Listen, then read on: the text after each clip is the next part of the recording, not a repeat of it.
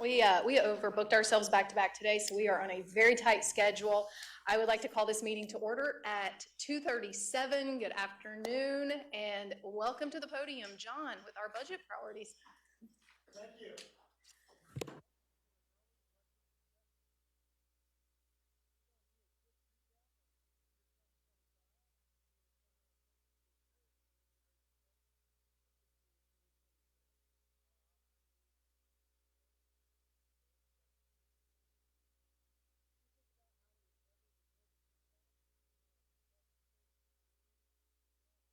Fiscal sustainability.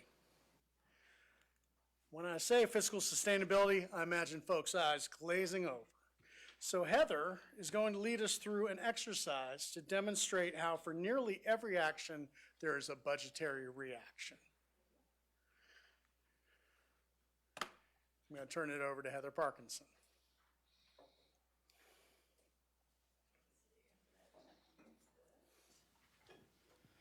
Hi, good afternoon. So, as John said, you have a fun exercise. Hopefully this is fun. Exercise at your tables. It's meant to convey, again, that for every action there is a reaction. What I've done is I've pulled together some scenarios with the budget office, and there are potential real-world budget obstacles or scenarios that I'd like you to pay attention to as I walk through them. And I'd also like to encourage you to think about the push and the pull and the decisions that you will have to make when you walk through your everyday decisions that you make as commissioners. So we have two block towers. They're made up of green blocks. Green is approximately 60%. The blue is 40%. Very intentional. The green represents the budget for primary county services. These are items mandated by the state and or services that residents have come to expect. It includes items that are needed to support those services, such as salaries, benefits, other post-employment benefits, OPEB, and fund balance, just to name a few. The blue represents all other existing programs and services. This includes items such as vehicles and other necessary operating equipment, just to name a few. The white blocks, you'll see a stack of white blocks off to the side. They are going to represent new budget items that are identified throughout the fiscal year. So what I will do is I'll call out some scenarios. It's meant to be a team exercise, so tables work with the people that you're sitting next to. And the standard Jenga rules are that you only use one hand. I'll say when I painted these, they're a tad bit tacky, so you may have to hold it. And as I walk through scenarios, you'll be either removing a block and or adding blocks to the top.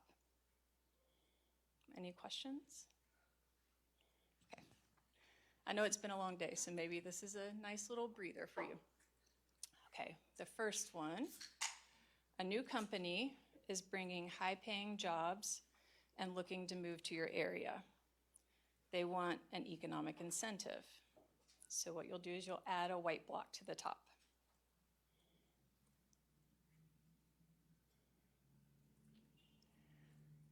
But to pay for that incentive in the current year, you'll need to defer 1 year's other post-employment benefits contribution.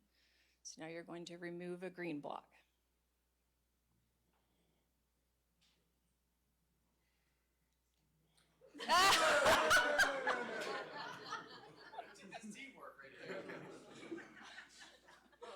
No cheating, or I'll make these really difficult. No, it doesn't go on top. Surrounding counties are suddenly paying more for public safety and you're losing staff. You need to stay competitive to reduce turnover. Remove one green block to account for staff losses.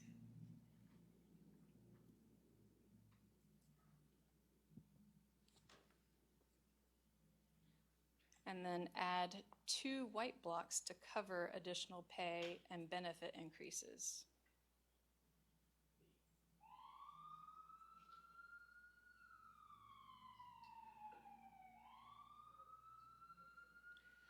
So your competitive pay has finally paid off, and you've been able to fill many vacant positions. Place a green block on top. So now you're going to add one of the green ones to it. A software vendor has decided your system can no longer handle their updates and you need to upgrade your IT hardware. Add 1 white block.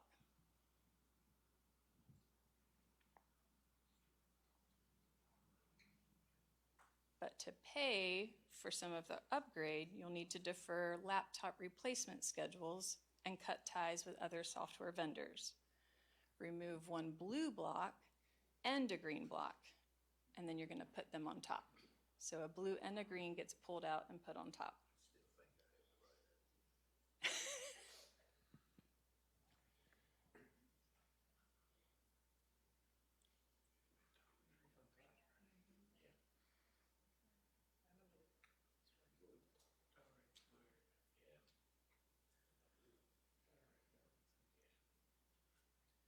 You got the blue out?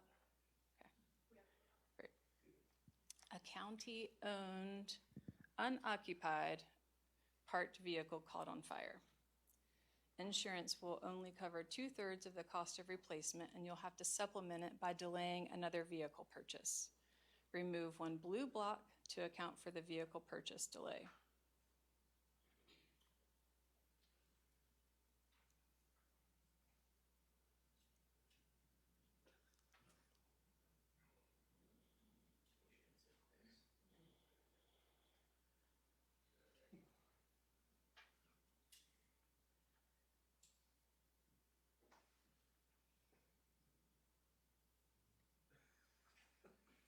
It's already hard to manage this budget, okay.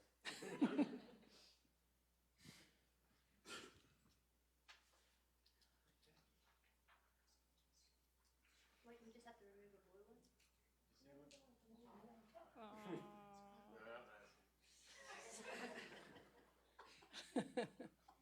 Because that's what you've added in. Well, I'll let you just remove the top. That's okay. Yeah. Oh, there we go. Nice. Okay. Let's see. The time it takes to replace the vehicle impacts services. So remove a green block.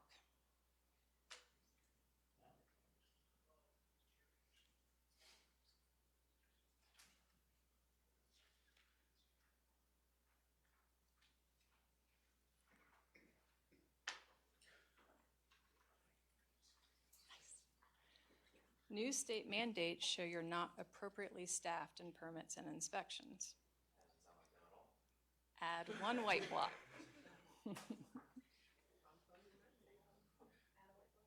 Add a white block.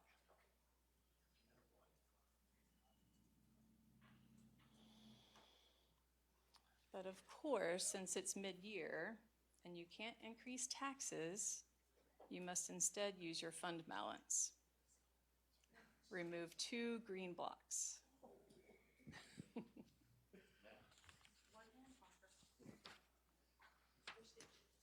You can use 2.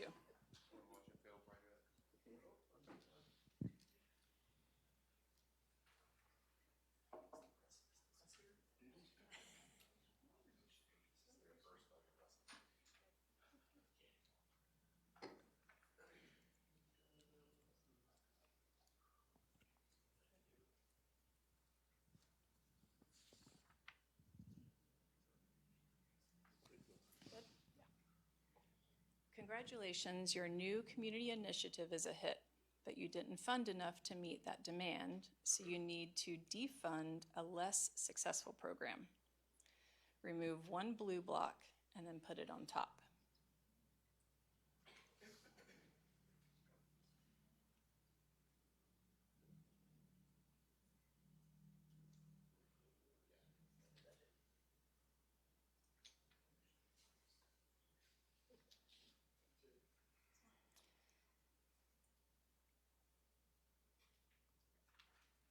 It's summertime, AC in the courthouse is unexpectedly down, and it's going to take all weekend to fix it.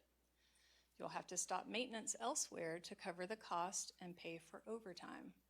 Remove a green block and add 2 white ones. Darn AC.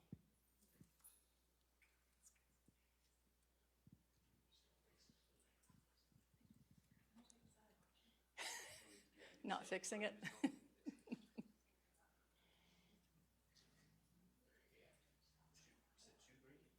1 green and then add 2 whites. Yeah.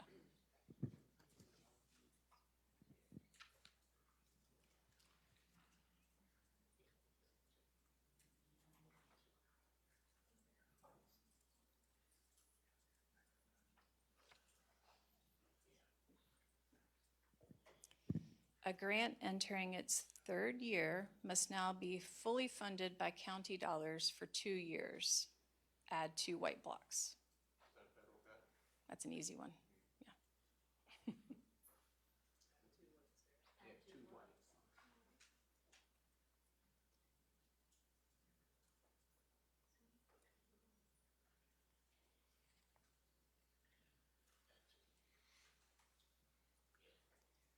'So there's this new sports craze taking over America called cucumber ball. It's been so popular that even the local newspaper is really pushing for cucumber ball courts. Time to revise that park's master plan and add a white block.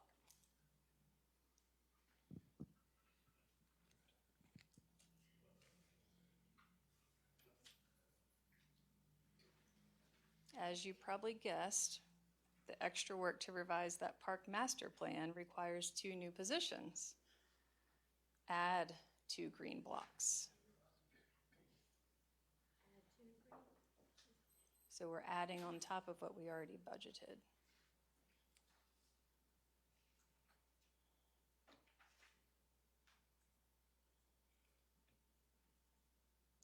A new housing initiative has caught your eye, and you all agreed to try it out. Add a white block.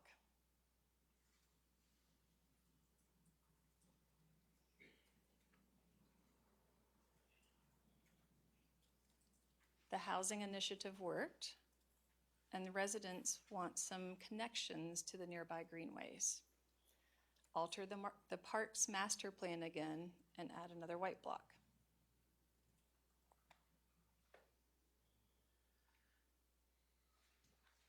To build that greenway, you have to pull more money from your fund balance.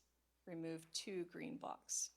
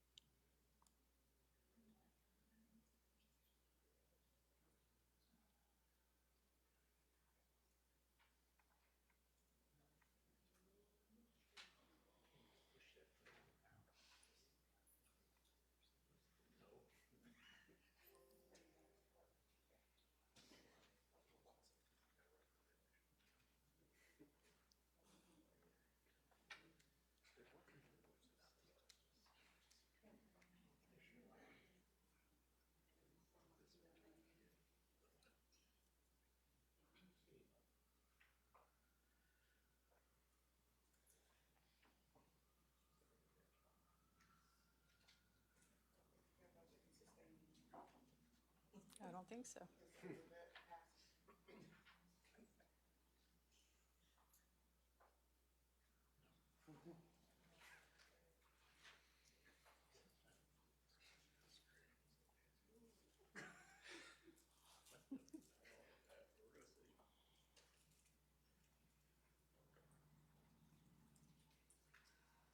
Nice. Capital projects are on the horizon. You can start setting aside money now or take on more debt later. Either remove 2 green blocks and a blue block, or add 4 white ones. You get a choice. Pull out 2 greens and 1 blue, or add 4 whites.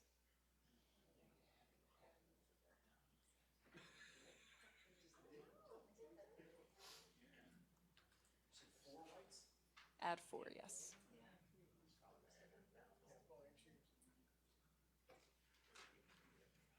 You're sure you said remove 2 greens? You can pull out 2 greens and a blue, or add 4 white. Can you add them anywhere? What's that? The white blocks. Can you add them To put them on top, on top? or they have to go on top. Because you're adding it to what already exists. I think this You goes started your against the zoning tower. height. I think there's a zoning height.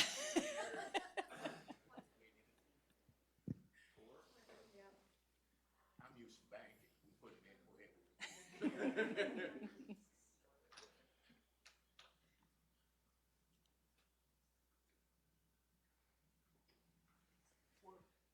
There's an opportunity for a new community center with park amenities, including a pool, and residents are very excited.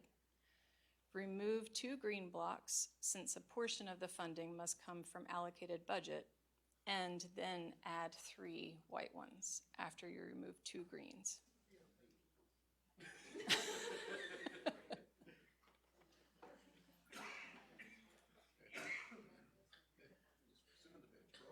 greens?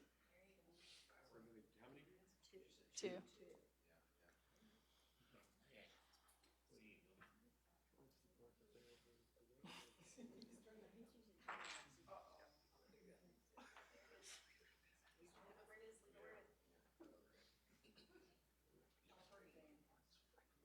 What was the second one? I'm sorry. 2 greens. What did I say? Remove 2 greens and add 3 whites.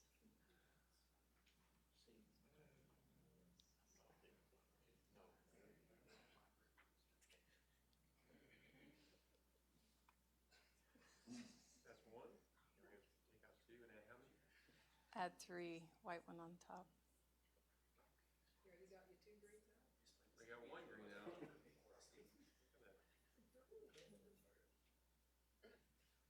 How many white? 2. Yeah.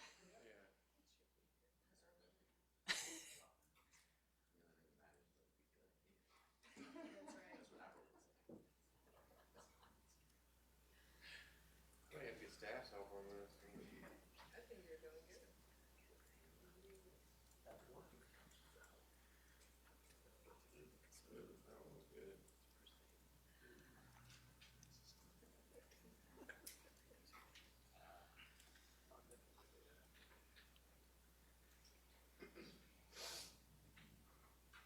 Do I think it's time to call a state? No help from the federal government? Oh, we need some help.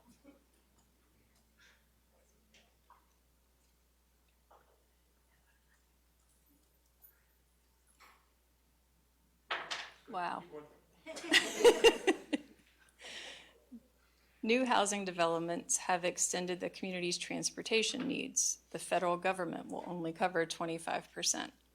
Remove 1 blue and 1 green to cover the costs.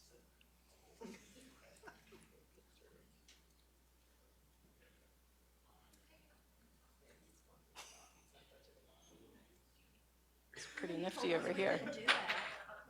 He's doing it.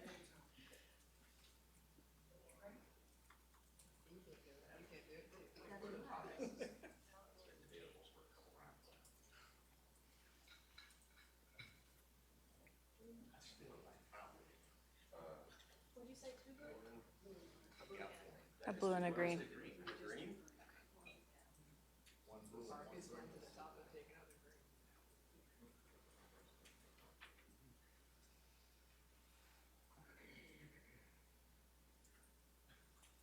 All right, now you're. That's it. We can stop it. We can stop there. You guys get the concept. Yeah.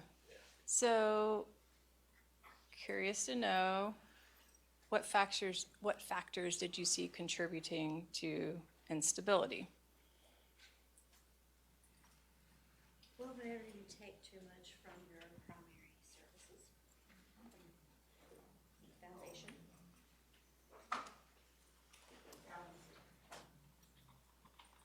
Is it easy or hard?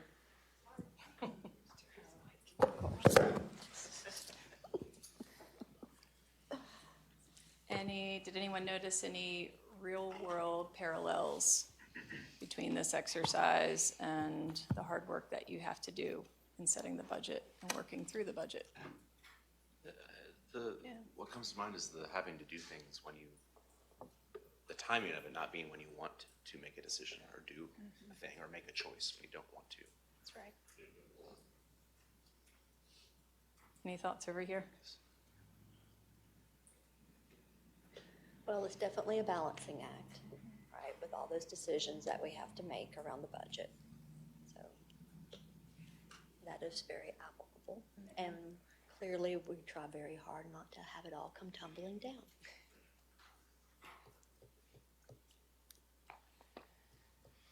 How can this unintentionally happen for Buncombe County? How can we create? Oh, sure, yes. Yeah.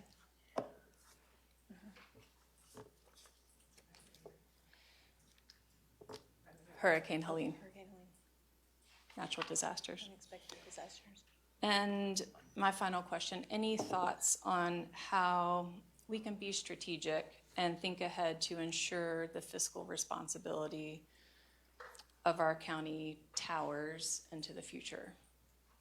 Any thoughts on how we can be more fiscally responsible, keep those towers stable?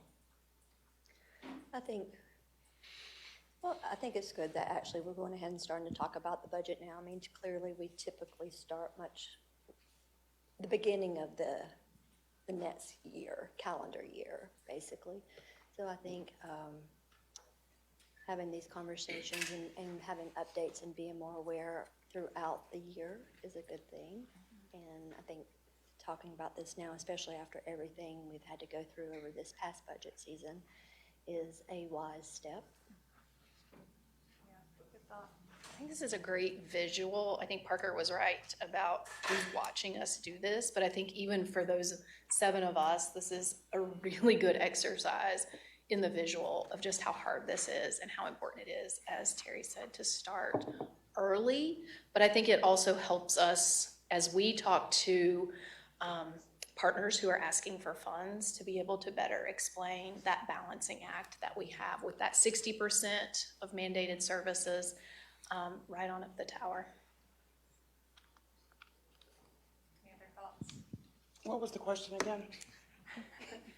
How can we ensure the fiscal sustainability of our tower for the county? Replenish the fund balance, fund account, have savings that we can dip into whenever something happens, like Hurricane Helene. But yeah, that was the white blocks, right? Why does anything that we add, new initiatives, new programs, new services throughout the year that we didn't account for? Which one is Yeah. fund balance? The green. The green, yeah. So that's the base. And this also points out how important it is for us to protect our fund balance. When we do have emergencies, we have something there. Very true. I think it's also critical that we have strong relationships with folks at the state and federal level. You know, not only to see what's coming, but to advocate so that things aren't falling down onto local government. I mean, we're really the last stop. Cuts at the federal level, at the state level, land on our plate, and we have to deal with that. So we have to advocate for our community at the higher levels of government. Yeah, for sure. And that was one of the scenarios, right? You had to Yeah. account for something that you didn't originally account for. Well, thank you all. Any last thoughts? Thanks, Heather. Thank you. Sure. that thing And I up think so I'm it won't handing fall it back down. over to John. Yes? I Yes. kind of wanted to try this last screen. Go for it. All right, here we go. Go for it. Survey says. Thank you, Heather. So before we move to fiscal year 2027, I want to recap fiscal year 2025. This was easily the most challenging budget year in my tenure. After the disaster, reductions of incoming revenue were immediately apparent, and my office began researching what that impact would look like. We brought you an estimate of between $15 to $25 million of potential lost revenue for fiscal year 2025. We presented a mid-year expenditure reduction plan, which was unprecedented, to adjust to the prevailing economic conditions.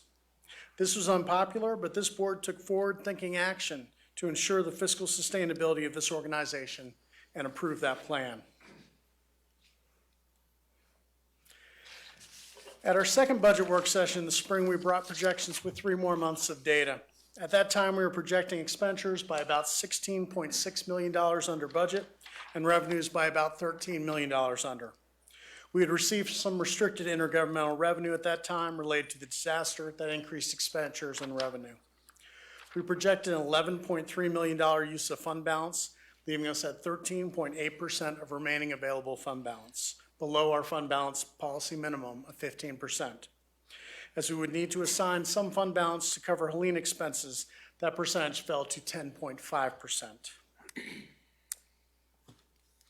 So there have been some drivers on the revenue side since that time. We had a much better than anticipated collection rate on property tax, up to 99.4%. Additionally, the last couple months of sales tax have been stronger than anticipated.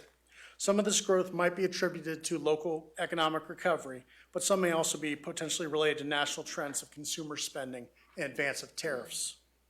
To be clear, however, even with better than anticipated returns over the last few months, these two sources of revenue are still coming in about $5.6 million under budget. Our biggest gains in revenue have come from disaster-related restricted intergovernmental revenue. We received $3.4 million for disaster assistance related to rental assistance, SNAP benefits, social work services, and energy benefits. Some of this revenue could be applied to existing expenditures, such as salaries and client-related services, and some revenue needed to increase the expenditure budget. Additionally, we saw some unexpected gains in our investment earnings related to a much stronger market than we would have expected.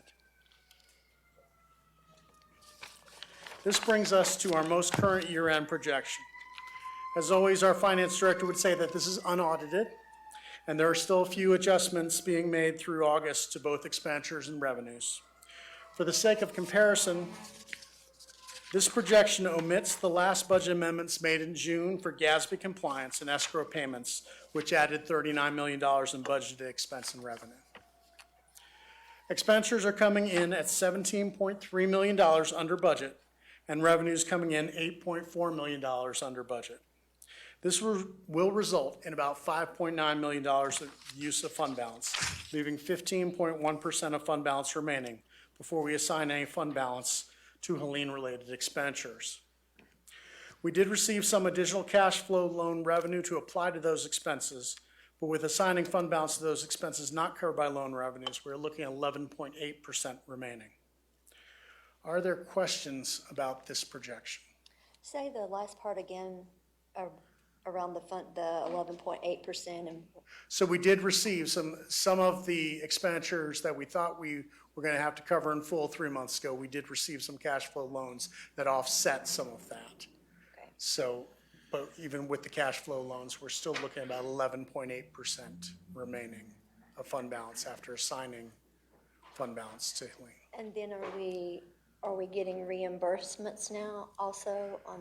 We have submitted for reimbursements. We have not, other than some expedited funding, we have not actually seen specific, like FEMA reimbursements that we've submitted for. So, I mean, it's great to see the 15% fund balance, separate there from the Helene, so that's definitely positive.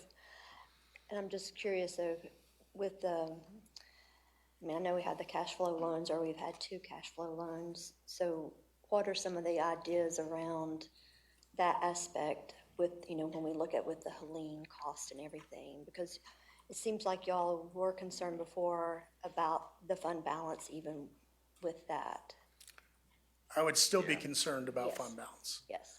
So, okay, so my question is then, what are we looking at as far as more cash flow loans? Are we looking at more expedited reimbursements? So the state has reached out about another round of cash flow loans. So we're exploring that. We're exploring that as that information came to us today. So we'll be looking at that. And then as we move forward and get our recovery office stood up, we'll be looking at other funding sources and exploring a lot of the grant resources that our strategic partnerships group has identified over the last several months to start exploring.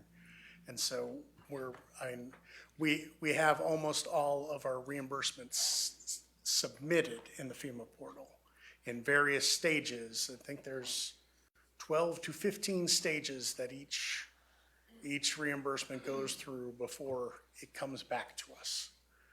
And so some of these have gone through FEMA and are hung up at the state. And so we're monitoring those daily. And then you said, so what's the timeline on starting to apply for the grants that you mentioned? I would expect once we have our recovery office stood up, interviews are occurring right now for the recovery officer. Okay. Sorry, can you explain again so you've got projected fund balance as a percent of expenditures. You get two numbers there. Which one is the first and second? Second's with the lien. So the first one is if we did not have Helene-related expenses that we have to cover. Okay. Thank you. Like if a lien hadn't happened. If that's a what lien the number hadn't would be. happened, Okay. we'd be landing right where ideally we would want to be. I mean, right at 15%, but. And Yeah, John, but that is with a reduction plan to get there. and so really the 15%, that's looking at our general fund and that balance, right? And Yes. then the Helene funding, you keep a separate accounting for all of those expenses and reimbursement. Kind So of in the- a grant, the- wasn't it in a grant? So the fund balance, we have to assign some of the fund balance to cover those Helene expenditures as the year closes.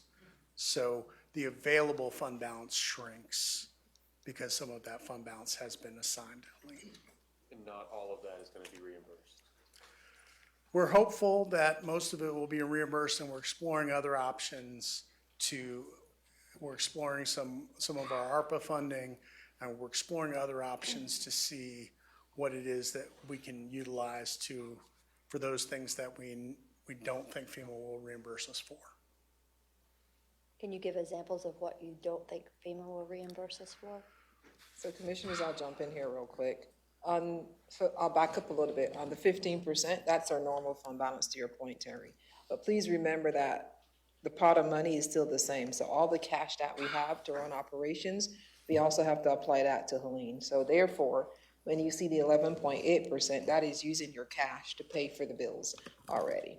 So when we're using the word assign some fund balance, that cash is going out the door, but we haven't received any revenue yet from FEMA. So the end of the day, our fund balance available would probably be that 11.8%. The 15% is our base minimum that we want to be at fund balance. So I know it's within the range, but it's the bottom of the range. So we do need to do better on our fund balance going forward. So fund balance replenishment is a must for next year as we go into our planning for 2027. Now, some examples of what FEMA would probably not reimburse us for.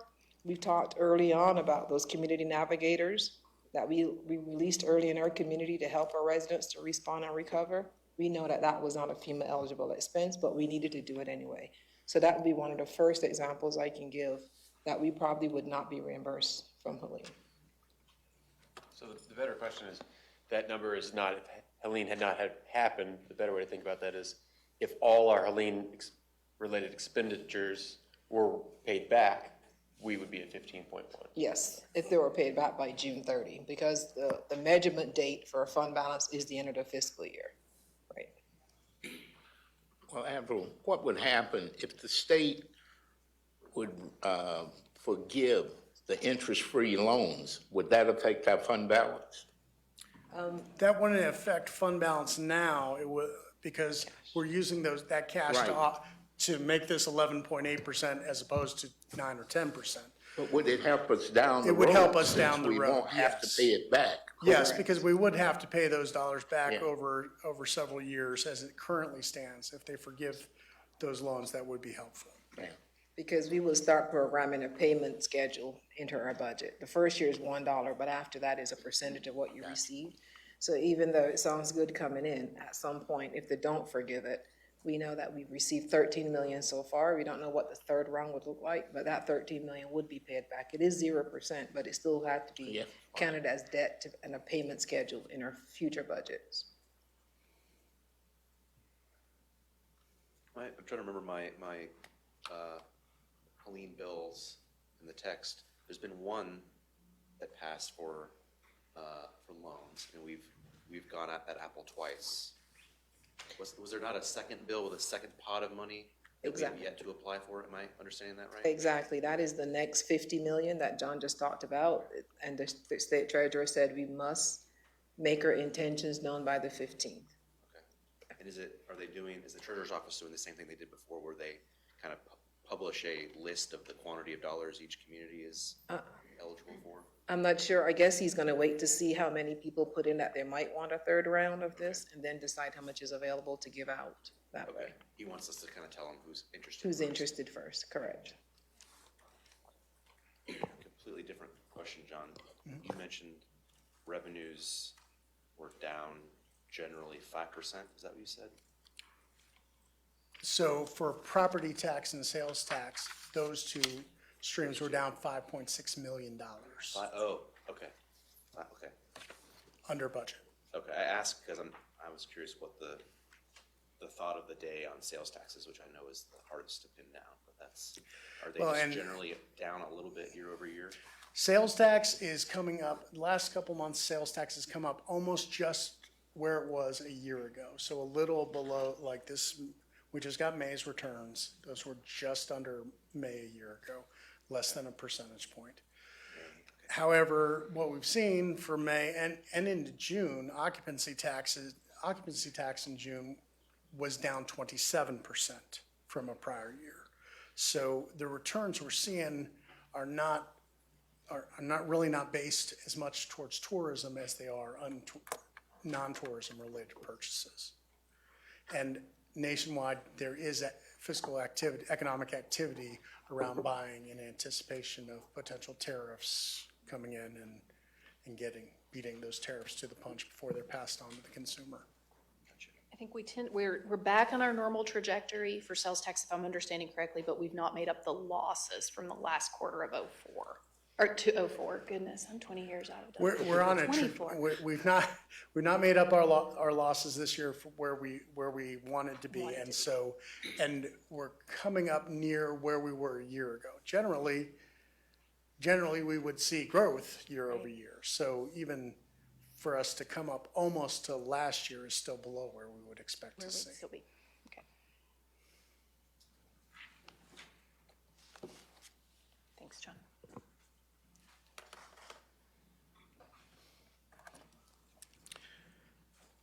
So as we leave fiscal year 2025 behind and begin to think about planning for fiscal year 2027, the budget we expect to adopt in June, we're going to take a look at some of the items that require attention as we move forward, and how do these things dovetail with your strategic plan.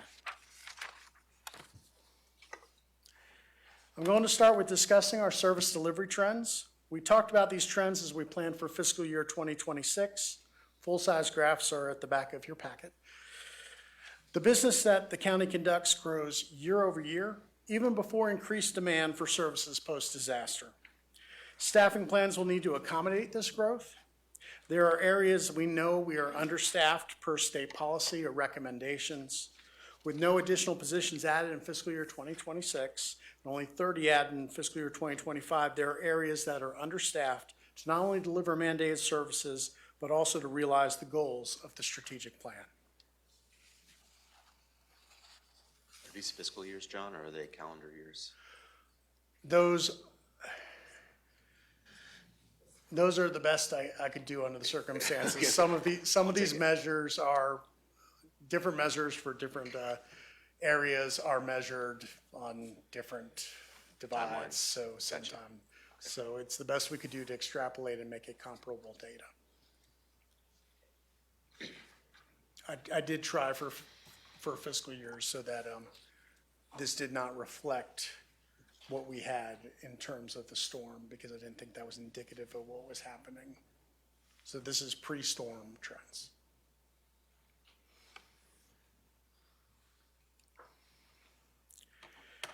As we have reduced operating budgets over the last few years, we have deferred maintenance and repair. This includes information technology infrastructure, as well as the refresh of equipment. Deep cleaning and painting of facilities has been delayed. Carpet and floor replacements, furniture at the courthouse, and replacement of obsolete equipment have all been pushed back.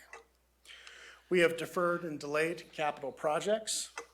The board committed to and funded a comprehensive facility assessment to guide our maintenance, repair, and replacement of our infrastructure. Over the last 2 years, we have deferred pay-as-you-go projects due to a shortage of available revenue, and most of the projects we have adopted have been debt-funded projects. Some of the projects we have deferred have been electric vehicle charging infrastructure at our parking garages, upgraded bathroom facilities and security enhancements at our HHS facility at 40 Cox Avenue, and replacing boat ramps at Lake Julian Park and Glen Bridge River Park. We are behind on renovation and repair of our libraries, as well as the castle at Irwin Hills Road, our base for 911 and emergency services, which saw flooding during the storm. We are also in need of countywide storage consolidation to protect assets and ensure proper storage of records and evidence. We have deferred vehicle replacement. When we started our leasing collaboration with Enterprise last year, they did assessment of our fleet and found 60 general government vehicles that they recommend replacement for. 10 of those have been subsequently budgeted to be replaced. Additionally, Sheriff's Patrol vehicles see high usage, and it is challenging to replace these vehicles at a regular cadence. The county has a liability for post-employment benefits and can ensure that this liability is managed by contributing regularly to the fund for these benefits. We have foregone that annual contribution the last 2 years, in addition to fiscal year 20, where we deferred due to the pandemic. During our budget retreat for fiscal year 2025, we introduced and explored the concept of a capital reserve, whereby we would contribute to a fund to ensure we can finance our capital projects and create a dedicated funding source, which the county does not currently have. Lastly, if we dip below our minimum 15% of available fund balance, our policy is clear that we need to have a plan in place to replenish that fund balance at least to that minimum, remembering that 15% is about 2 months of operating should there be another crisis. Are there any questions about these items? I'm curious what the fund balance replenishment, what does that strategy look like? Like what does success look like? How many years are we talking about? We would need to have a plan to replenish the fund balance to minimum within a year after the plan. So we would need to budget enough revenue to contribute back to fund balance. Budget revenues over expenditures. Historically, we have budgeted expenditures over revenues and used fund balance to close the gap. And this past year, we balanced revenues and expenditures. So that's what that would look like in the future. So success is getting us back to 15% when we pass the FY27 budget. Am I understanding you right? That would be the minimum that we would want to ask for. Yeah. But we would love to be a little bit above that 15%. Yes. This is a reval year, and the reval year will allow a resetting of the tax rate because we'll calculate a new revenue neutral tax rate. Ideally, when we set the tax rate this year, we will set a tax rate that carries us through to the next reval. And so we'll be mindful of planning for the multi-year cycle so that we don't have to come back and have a tax rate change or increase prior to the next reval. And we'll have more discussion about that. I appreciate the ambition. That would be the goal, that we don't come back every year for a tax rate, but I don't want to promise today that that rate would carry us through for 4 years. But that would be our planning intent as we go into 2027. Another question, I'm trying to remember when this was. I think my brain's telling me it was December of 2023 at the East Asheville Library presented a capital improvement plan that was like multi-year. Whenever that was, doesn't matter, but it was before Helene. You know, I thought it was excellent and super helpful to kind of understand the vision. I guess I'd love to see that again post Helene on. So that is an intention during this budget cycle to drill down on that and bring the CIP back before you. Okay. We've expanded the CIP from 5 to 7 years. And so we'll be working on that with intent to bring that to a focus work session on that, as well as to look at how our Helene recovery projects fit into the mix as well. Would that be done in tandem with a capital reserve fund plan? Ideally, we would have all those things focused together. I also recall it being kind of a So long. that, okay. I would be interested in that. Yeah.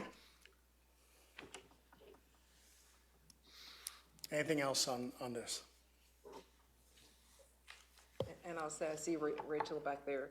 I think, Rachel, is it the 19th that we bring Helene projects to the board? Okay, so you'll get a look at some of the projects that we need to do to rebuild after Helene at our next meeting.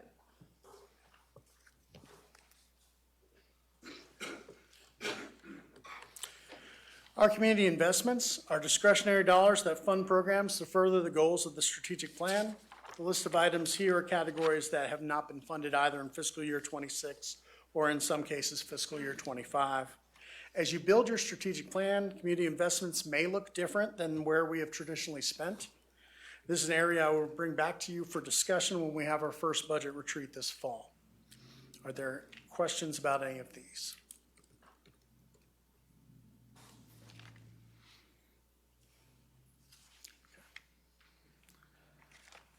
Other items for consideration as we move forward. Recovery. While we are standing up a recovery office and think about many of the recovery projects having outside funding, just as COVID response has become part of our day-to-day responsibilities, recovery planning and response will be integrated into how we do business over the next 5 years.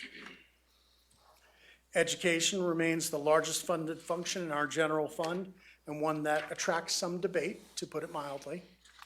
Discerning the most reasonable method of funding our K-12 school systems and our community college remains a challenge and one that needs to be addressed. Grants are a substantial funding mechanism for the county. As we assume more grants, we need to consider the availability of funding for grant matches. One example is $3 million of funding still required for matching our Anchor Recreation Destination TDA grant. When we accept public safety funding for staffing, it often comes with caveats that we will fund these positions locally afterwards. Also, grants sometimes fund initiatives that we decide to adopt as our own. Currently, there are about 24 grant-funded positions, some of which you will see requests to add to the general fund in the coming year. That brings us to the end of this portion of our workshop today. Any takeaways that you have?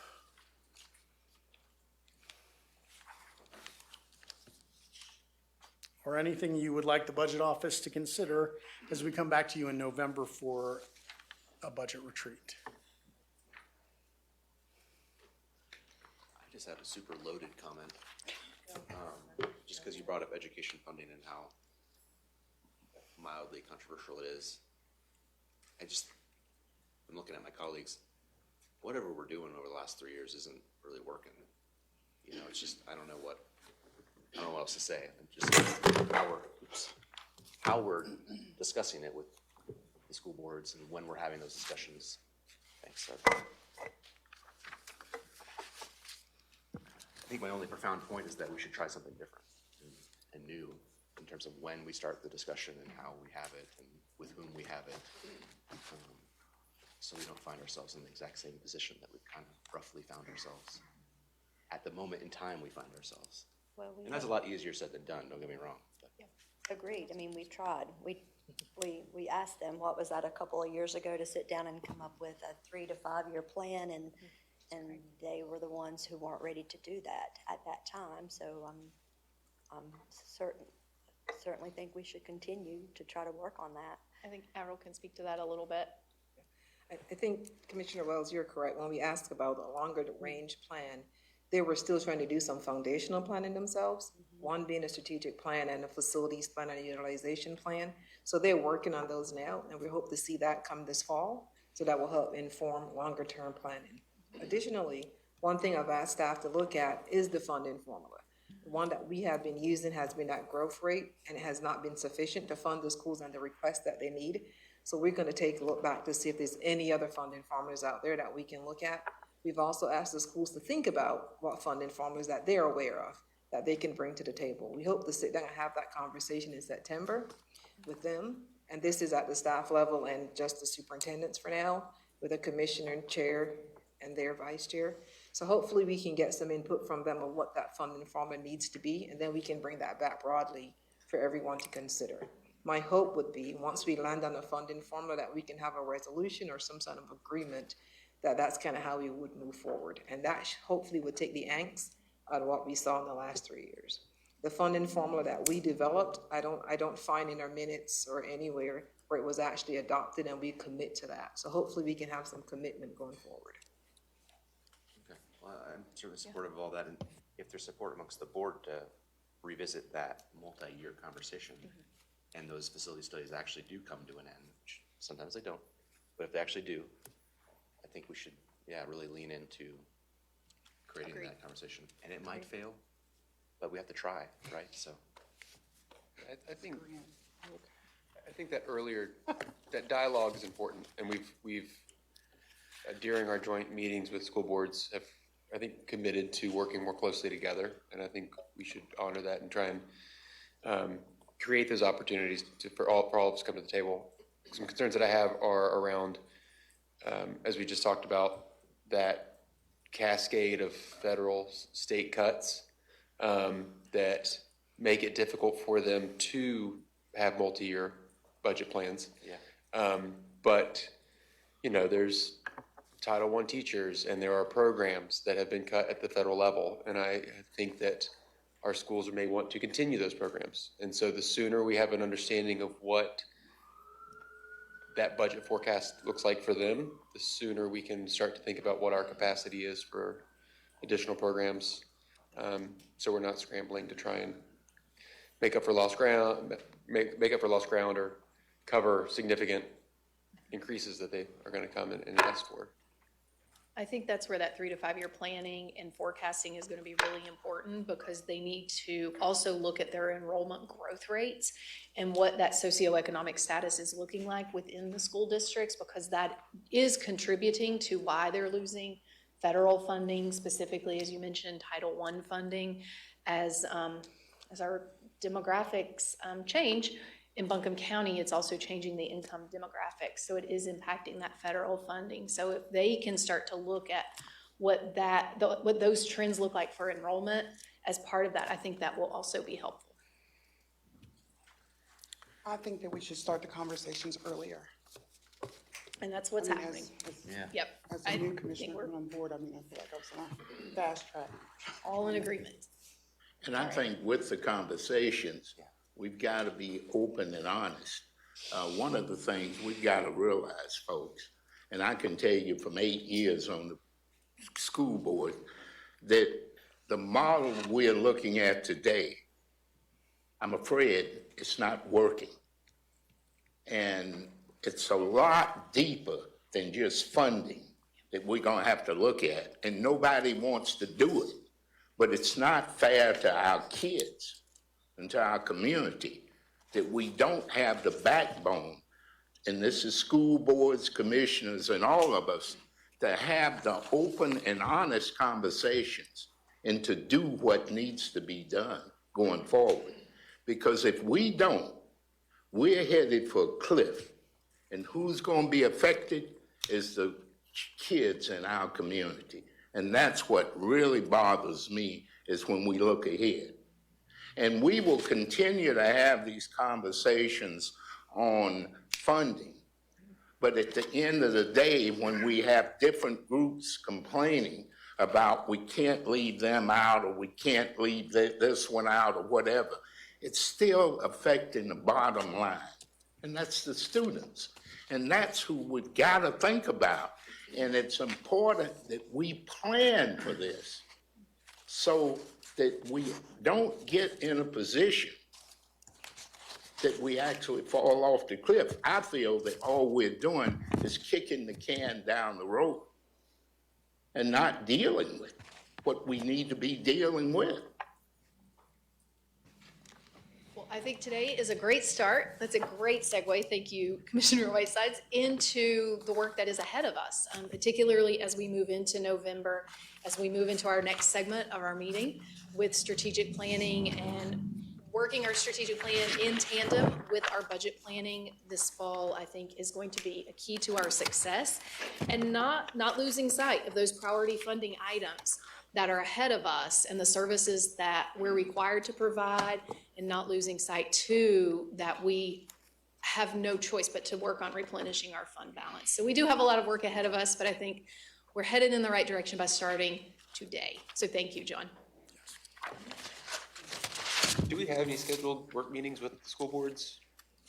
Or do we expect Not to yet. have any of those? Okay. Not yet. Staff, as Avril said, staff is working with the superintendents on some planning, and then we'll bring that forward. And then I'm trying to remember, did the state pass increases for teachers that are going to impact our budget? I don't think that was in the mini budget, was Not it? yet. Not yet. They just Okay. funded the step increases Yeah, by natural yeah, increase. Okay. Which we were expecting. Yeah. Okay, thank you. They can pass the budget. All right. Thank you so you. much, John. Look forward to some good budget work ahead of us. All right, Raphael. I'm actually just delivering. Delivering it to Kathleen and team. County Commissioner. Oh, thank you. Do you have a box for him? Are we, yeah, are we done? No, we're moving into strategic planning. I was trying to be helpful. Sure. I think that, I was not. That'll be during the.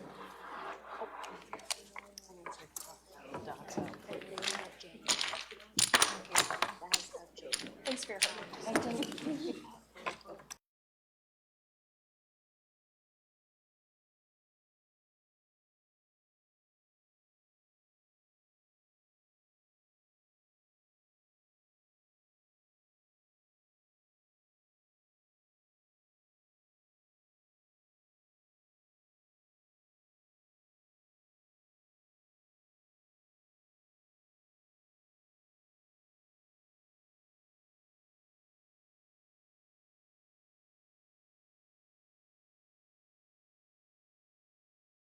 Because we are on a time crunch, as I shared with Kathleen, if you need to step out to take care of business, just go. We're just going to keep moving forward to get through. Thank you. Wonderful. Thank you, Chair Edwards. Good afternoon, Commissioners. I am genuinely excited to be here to talk to you about the 2030 strategic planning process. Our goal for today is really to hear from you all. We want to present where the current draft of the strategic plan stands as of today, understand from your perspective which goals are ready to move forward as written, which ones need some further refinement, and whether we're missing anything in the current draft of the plan. I do want to provide a little bit of context about how the information that you'll be reviewing today was produced. For the sake of time, I'm going to move through these slides relatively quickly, but please, I invite interruptions. Stop me, happy to go into further depth at any point in the presentation. So as you'll recall, we actually began the 2030 strategic planning process last spring, in the spring of 2024. We worked with the community, employees, commissioners to develop focus areas, objectives, and goals for the 2030 strategic plan last spring.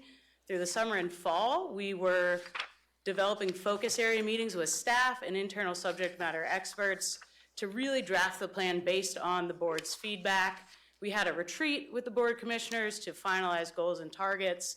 We're engaging in a second round of community engagement and feedback when, of course, the work was interrupted by Tropical Storm Helene. We were able to pick it back up this spring and really since April have been in earnest working to figure out, okay, of the plan that we were very close to finalizing last fall, what is set, we are still committed to that, and what needs to be updated as a community in recovery from Tropical Storm Helene.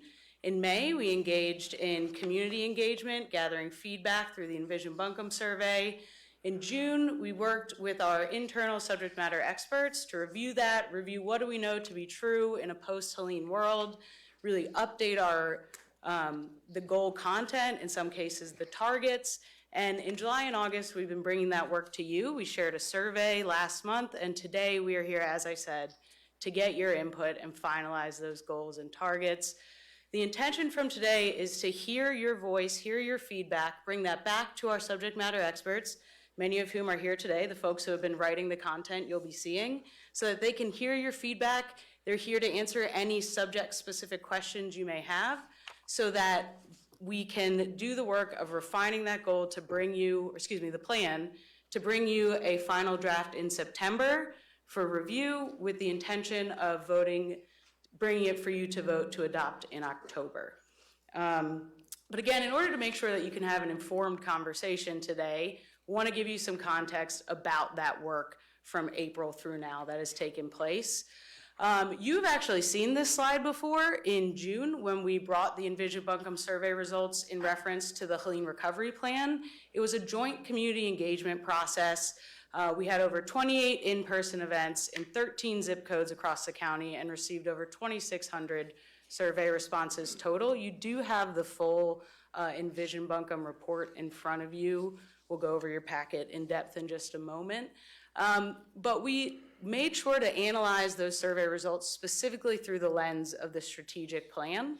So when you do that, we see updated priorities in community health that include awareness of Tropical Storm Helene's impact on mental health, trauma, and substance use in the community, and economic development, for example. We saw real interest in diversification of the economy to reduce resiliency on just a handful of industries or sectors, make sure we're supporting our workforce. In our next focus area, education, we heard a lot of interest in supporting schools in some of the areas most impacted by Tropical Storm Helene, as well as incorporating disaster preparedness education into schools. Energy and environment, we heard a lot about flood mitigation, stream banks, as well as wildfire risk from the storm. Growth and development, which is really about land use, things like housing. Folks want to see us being intentional in building to avoid construction in flood-prone areas. Of course, we always hear about community housing and making sure that we have enough of that. Public safety, disaster communication, disaster preparedness, support for increased disaster readiness training, and awareness of the role that our fire departments played in Tropical Storm Helene came up as well. So we took all of that information. Again, I know that was a very quick summary. You have the full report. Please interrupt me if anybody wants to hear any more specifics about any of that. Really, since that process in May, Strategy Innovation has been working closely with our subject matter experts to ensure that the plan that we drafted last year is updated to reflect resources, funding, or other changes since going through Tropical Storm Helene. Maybe there's a goal that we couldn't have known to write last year that we wanted to add, or a target that seemed realistic pre-Helene, but is now maybe a little more ambitious and we'll be able to achieve by 2030. We've been having that conversation while also reflecting on those Envision Buncombe survey results to make sure that they are incorporated into the content you see in this plan as well.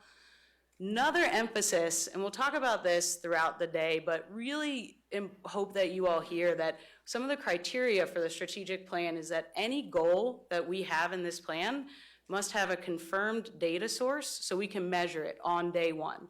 And not just, oh, it exists, the CDC tracks that, but we don't have access to that data.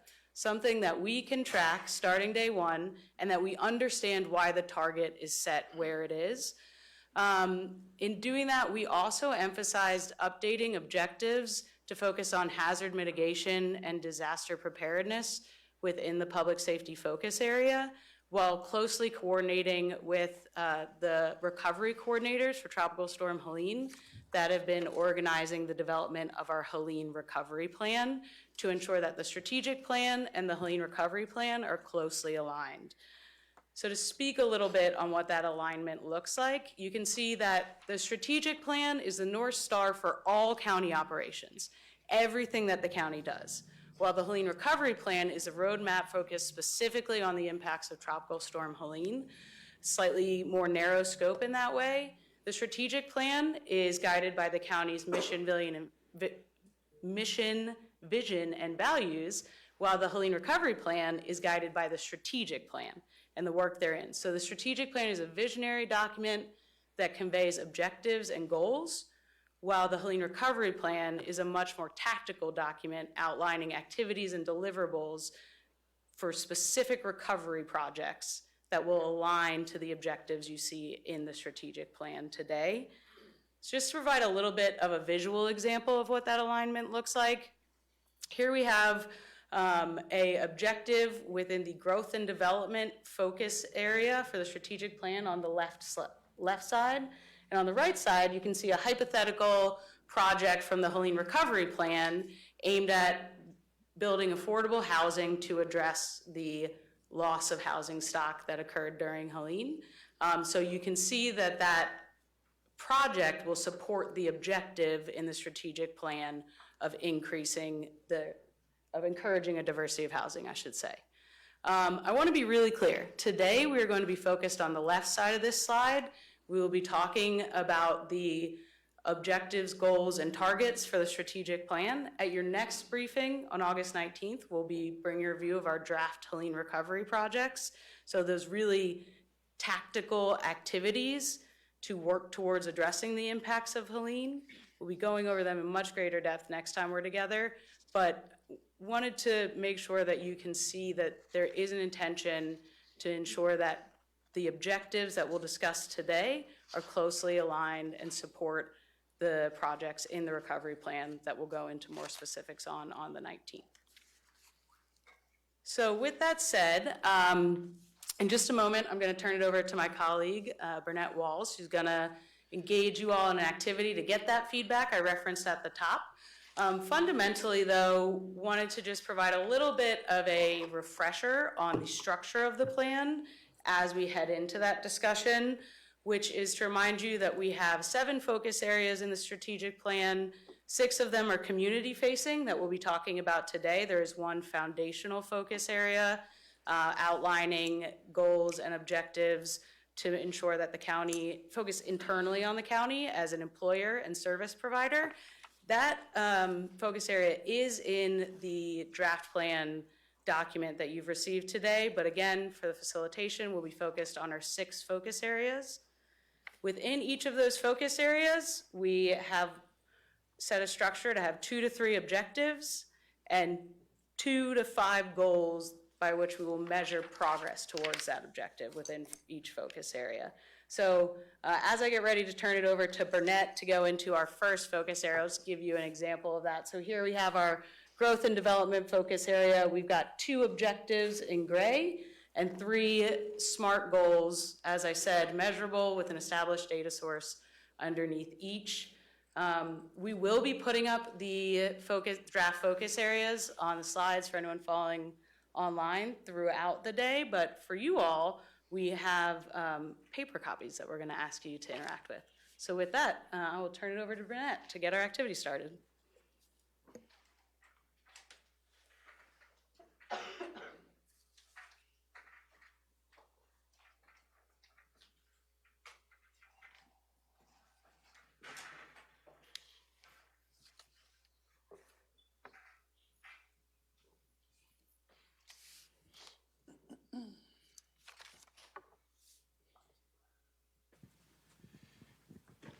Good afternoon, Commissioners.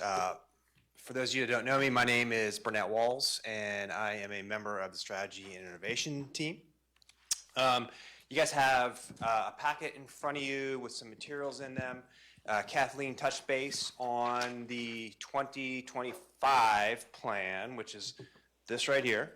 That has it's the current status of the plan, and it has some additional context for you around target rationale, some further descriptions around the goals. So there's additional context in that potentially could be helpful today.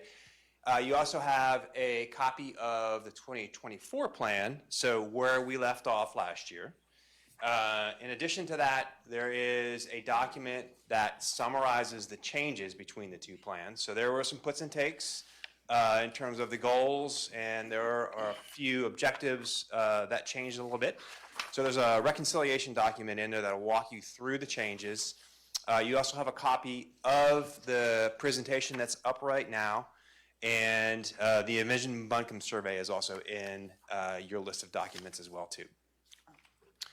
So our objective today is to cover all 6 of the community-facing focus areas. We have roughly about 75 minutes to make that happen, so we get about 12 minutes per focus area on average. So we have an ambitious objective in front of us today. Hope you guys are up for the challenge.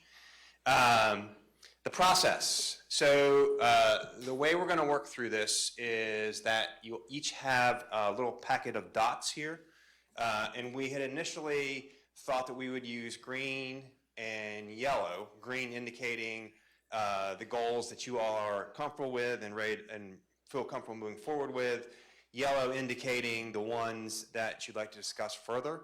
I think just in the sake of time, we're going to just go with the yellow dots. So what we're going to do is we're going to go through each focus area. You can see right now growth and development is up there, and we're going to ask that you all leverage or utilize the yellow dots and place them next to or on the goal that you would like to have some additional conversation on. And we're just going to sequentially work through each of the focus areas, and based on the goals that have the yellow dots, we will engage in conversation and let you all talk about what we want to talk about. So without further ado, I guess, any questions before we move forward? Yes? I think I have a clarifying question for Nate on goal 1. Is now a bad time to ask? Why don't we, let's start the process and then we can go to that. Is that okay? Whatever, yeah, whatever Okay. you think. Yep. Just clarify, green would be things We're not going to use green. We're not using We're just clicking things that we just would the like to have yellow. more discussion Yep, about. just use the yellow for the goals that we'd like to have additional conversation on. Okay? Just put one dot. Yep, just one dot per goal. Are we allowed to click all of them? You can, yeah, yep, for sure. So let's take a couple minutes, if you guys don't mind getting up. I know this probably won't be as fun as Jenga, but you know, we're trying to get close. It's a distinction is questions about? Is that what you said? Discuss more. Okay. Discuss more right now? Correct. Okay. Yep, you got it.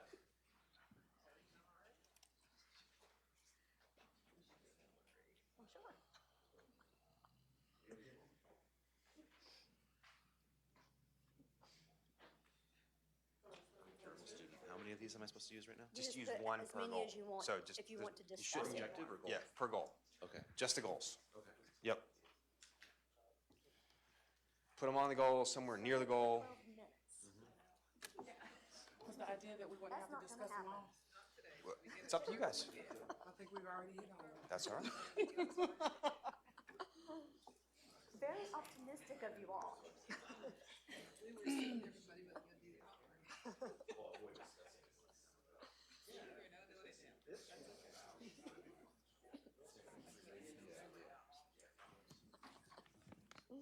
Okay.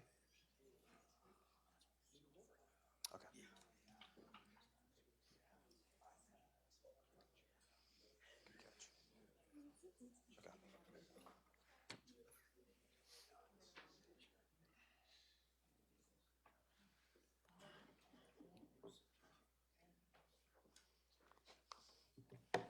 Okay.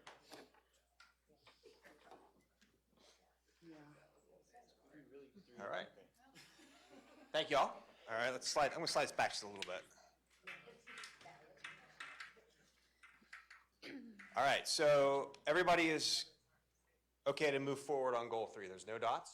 Yeah, consensus? All right, check that box. We got one down. All right, let's start with the top. Goal number 1, support development of 15 to 1,850 rental units for households less than or equal to 80% AMI. We have 3 dots there. Who'd like to start that conversation? I'll start, and mine may be a little broader. I just had a question around the are we still gonna do some with missing middle?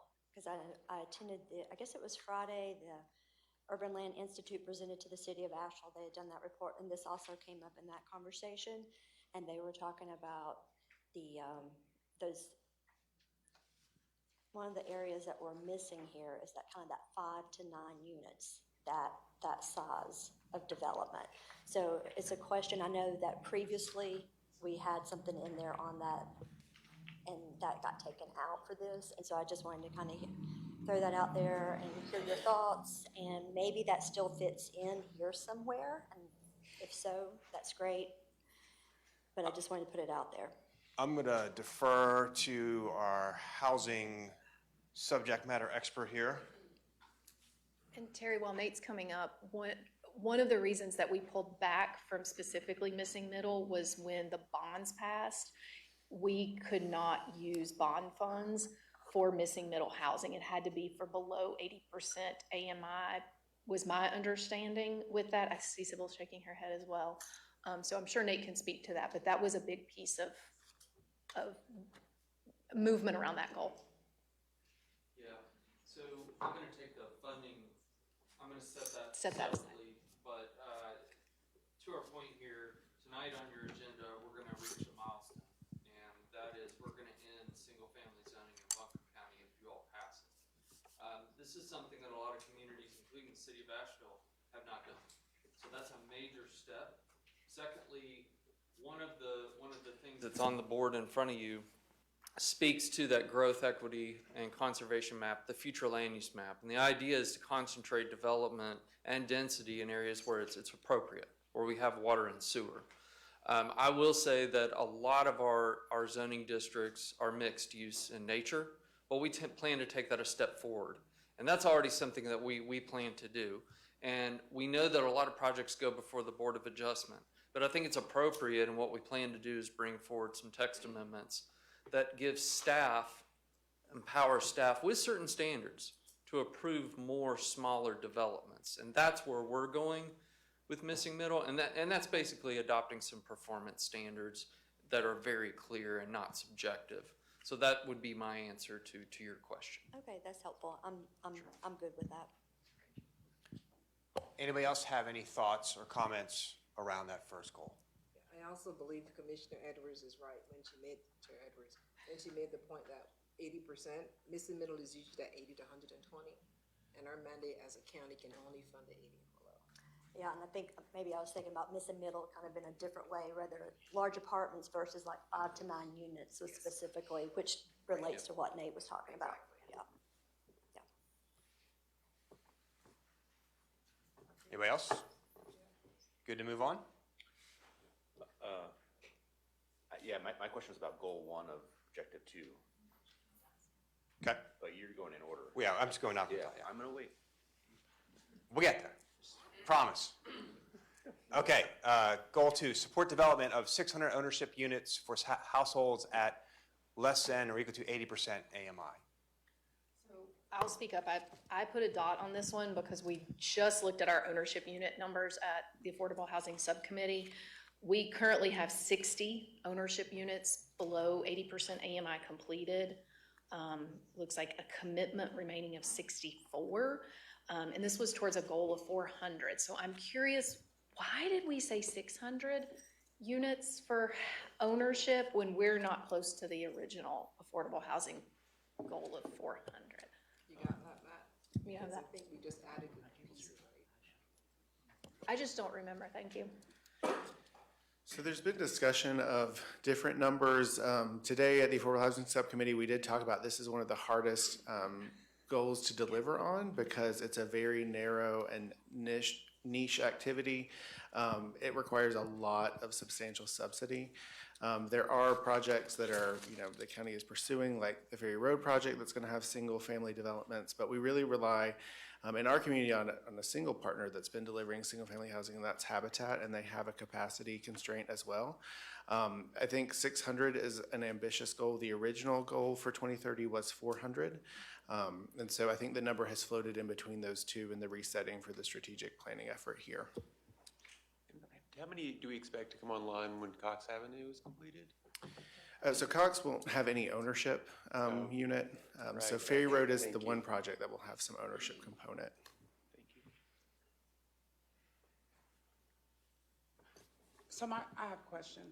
So are we looking at goals as achievable, or is it okay? Because I guess whenever I look at a plan, I'm thinking like, what can I get? Because with the first goal, we're looking at 300 units, and that's with the 1,500 a year for a 5-year plan. Am I looking at it the right way? That's correct, yep. Well, that seems like really a far stretch. It seems like it's out there.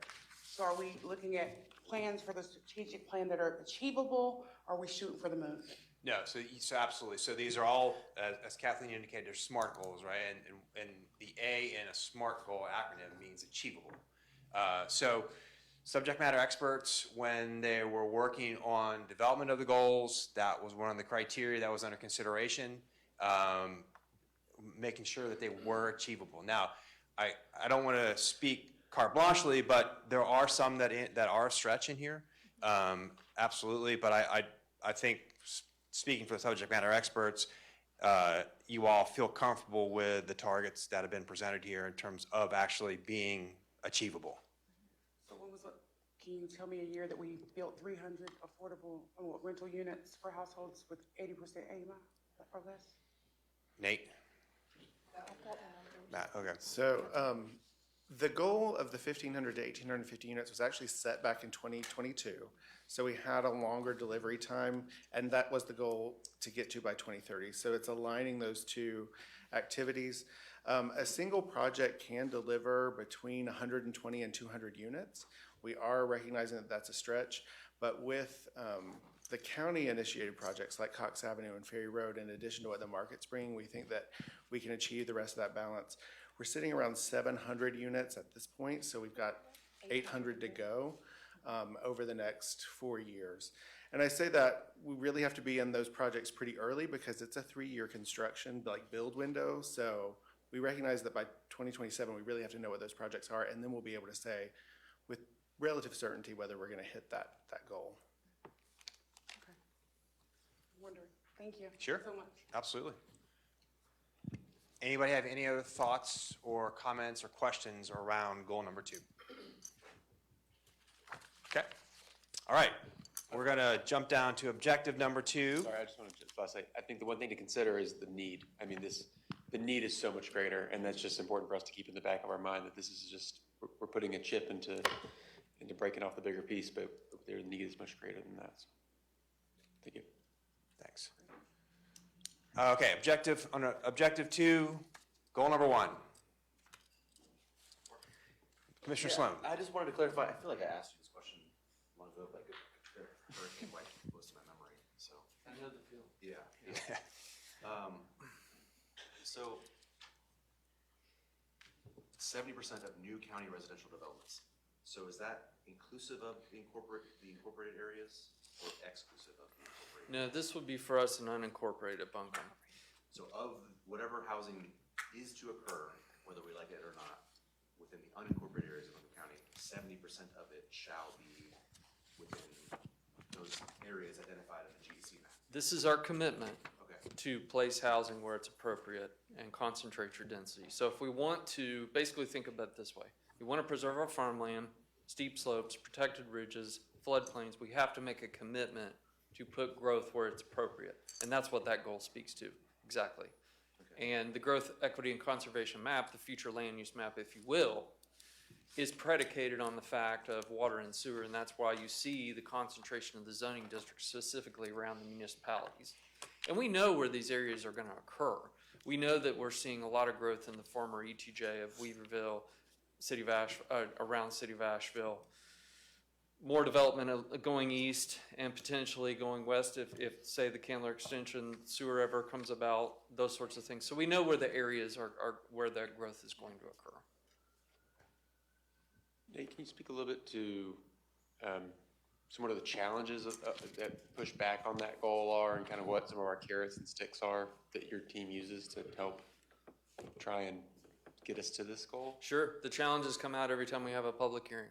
Yeah. Traffic, density. We've all heard the same sort of, but you gotta live by your plan.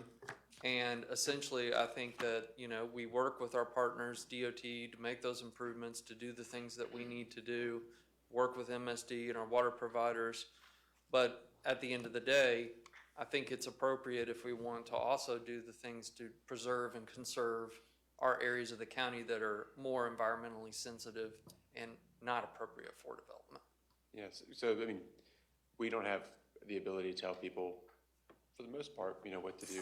Their property has to fall within zoning and what's permitted, but, I mean, are there challenges of folks who just want to develop out in urban sprawl that we just have a hard time getting our arms around? We have to think about urban sprawl here a lot differently than we do communities down east. Now, I will say that if we want to, open use is a very rural district itself. And if we want to keep it that way because we don't have water and sewer in that area, that sort of is basically a buffer, because you're going to get very limited density and less commercial uses because they rely on water and sewer in those areas. We also have the watershed in the northeast quadrant, and then we have our forest areas, and we have our steep slope and protected ridge overlays, which I think are working really well. In the future, I believe that we do need to revisit them and see if we need to tighten those up on some lessons that we've learned during Helene. But there are some built-in sort of safeguards, if you will, and that's what pushes the development in just a very few key areas and corridors. Yeah, and I think as we update with the state funds that are coming out to look at overlays and where steep slope potential landslide areas are, that is what you're saying also may. Yes, and Inform our debris flow decisions. pathways were some of the basis for our creation of the steep slope and protected ridge overlays. And if you line them up, it's fascinating to see where some of those slides occur as it relates to our overlays. And that's why you have the protections. And that's why when you get to the permitted use table and the steep slope and protected ridge overlays, it takes a table like this and it shrinks it down to this by design. Yeah, so great. Thank you. Thank you. Any additional thoughts or questions on that particular goal? We feel that's probably ambitious, and that's something we can do. 70% is right where it should be. We feel good about that number. Yeah. Nate, you comfortable with 70? Sorry, Nate. The only caveat I would say to this is market forces. The word recession comes to mind. So those are the things that we keep in the back of our mind. That's the main reason. Like if we were to keep going like we were going pre-Helene, but we're in a very strange time right now in terms of what the market is doing and behaving. And it's not just here, it's nationally we're looking at it as well. But here I'm still hearing people say, oh, can we even go to Asheville, So, because people's perception is that we're still very much not where we are today. I mean, so. Okay, next up, we have the goal around greenways. So complete a minimum of 3.5 miles of Buncombe County managed greenway projects by 2030. Who would like to start the conversation on that one? I'll start. I know this is dropped where the goal, it's about half of what the goal was previously. Correct. So I wanted to hear more about that, curious thoughts around that part. And especially in relation to the chamber just came out with their policy agenda and supporting greenways and these outdoor spaces is in their policy agenda. Mountain BizWorks just released their business report, and our businesses are also wanting to make sure that they see the importance, the economic importance, as well as the community health importance of greenways and trails in these outdoor spaces. So the fact that both of those organizations just came out and are really advocating and talking about the importance of this, I feel like it's a real opportunity for us to revisit this goal. And then also we just had the interviews for the Swananoa Small Area Plan, and it struck me how many people mentioned greenways actually during those interviews and talked about it in relation to health, connectedness, being able to get around, many aspects that I'm sure you're aware of. Yeah, for sure. No, I appreciate the question. Thank you very much. It really goes back to that A of achievable, and this goal has been cut in half, and primarily because after the hurricane occurred, the NCDOT put a pause on all of our greenways. And then they released it for us to once again begin looking into greenways, knowing that we would need to do a reevaluation, but that there was no money in the budget through the NCDOT to fund those. And so currently we are in the process of working with our consultants to reevaluate the alignments. And because at the time of this data, I do not have the current feasibility of the current alignments that we have right now. So Highway 251 section of the Woodfin Greenway is approximately 3 miles or so, 3.5 miles or so. And the Beaver Dam Creek section's about 1.75 miles. It's a total of about 5 miles. Right now, we're unsure what portion of that is truly feasible. And so what has been told to me right now is our consultant for the Highway 251 section, for example, is moving forward, and the NCDOT has already approved. They're re-looking at it and evaluating it. And they're saying that they're at least 2.5 to 3 years behind on the build for the greenways right now.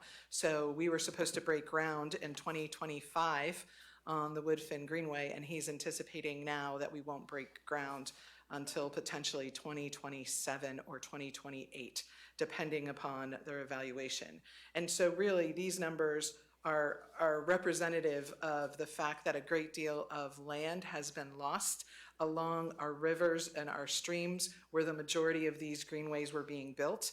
And we're in conversation with stakeholders and partners as well about how to ensure the riparian buffer so that we don't continue to lose greenway space as we're moving forward, that we're really trying to be intentional. And so we feel really good about trying to move projects forward, but I think just that the timing of our ability to truly construct greenways are going to be hinged based on what the alignments are showing and in our environmental impacts as we're moving forward. Because like I said, the Woodfin Greenway, for example, is almost completely along the French Broad, and a great deal of the French Broad was lost in certain portions.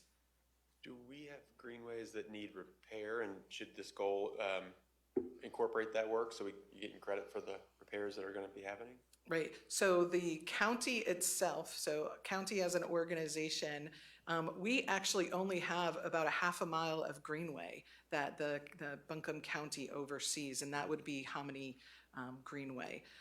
And that greenway is actually in pretty decent shape right now, and fared pretty well along the way. So if we want to look holistically, if you're looking across what other organizations are doing, we can have that conversation and see. But I think the conversations that I'm having with municipalities and unincorporated areas are showing that the same kind of thing is happening in terms of the delay based on the land that's been lost for where these greenways actually live. Well, let me ask you this. So, and thank you. I appreciate that, and I do appreciate the challenging issues around this, definitely. And I'm thinking about just kind of from that community standpoint of them elevating this and the importance. So with this goal, the way it's worded now is specifically around basically completing it, right?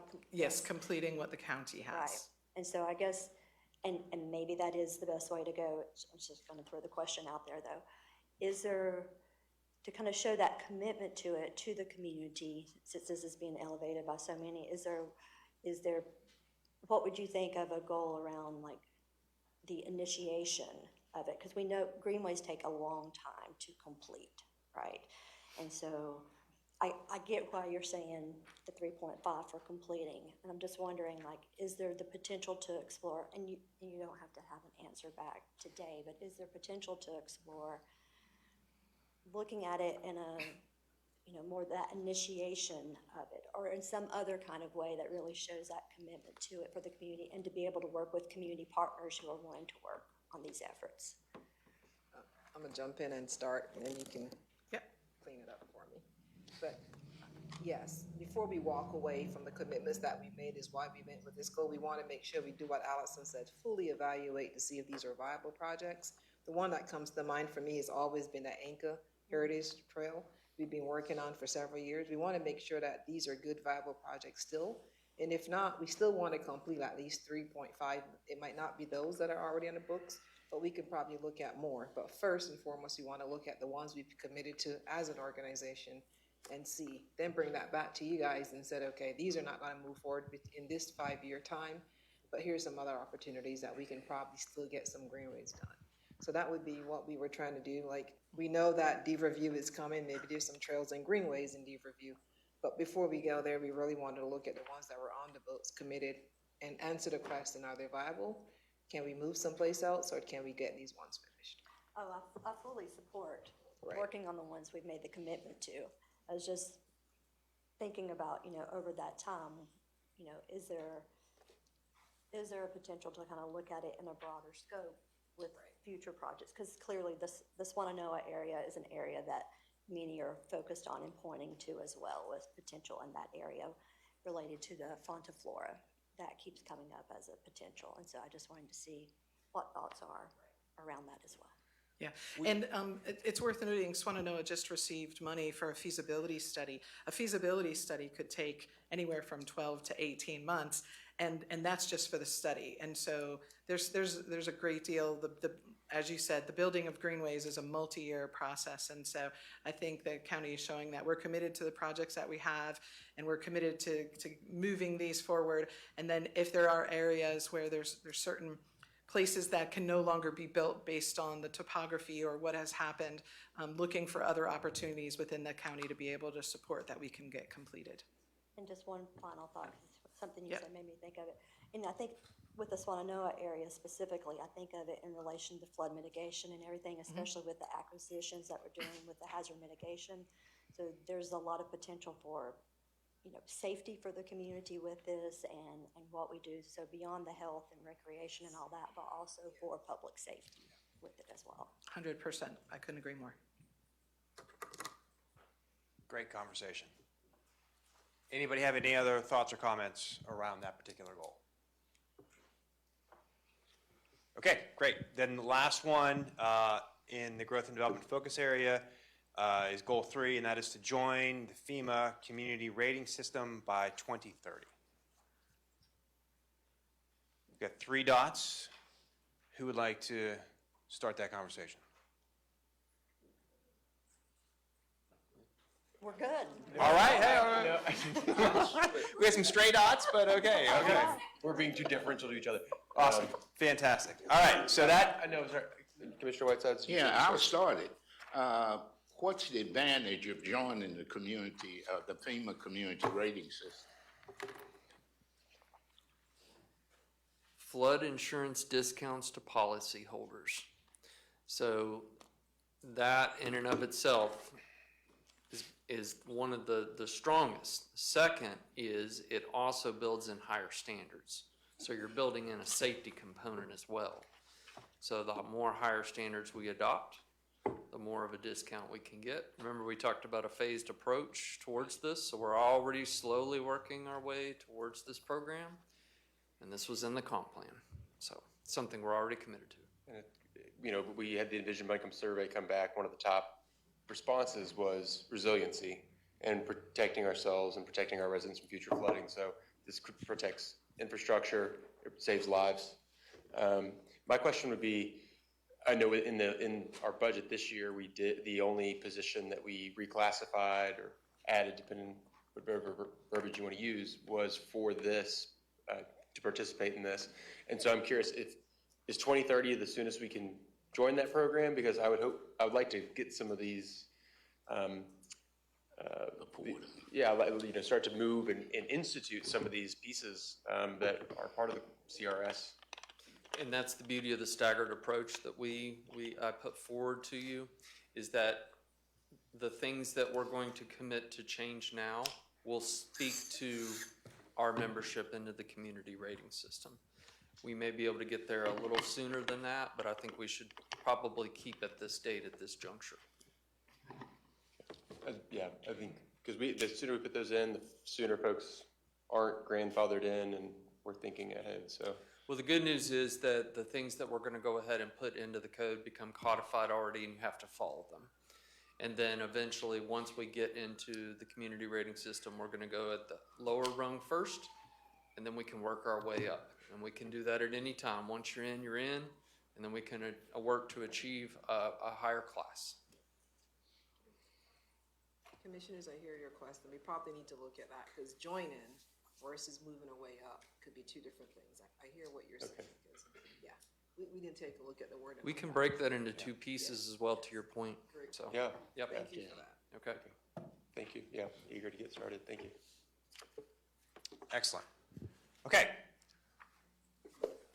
Good to move on? All right, so 1 down, 5 more to go. I just want to be cognizant of time. We have 40 minutes left. So I don't want to rush the proceedings, but just want to put that out there from a timeline perspective.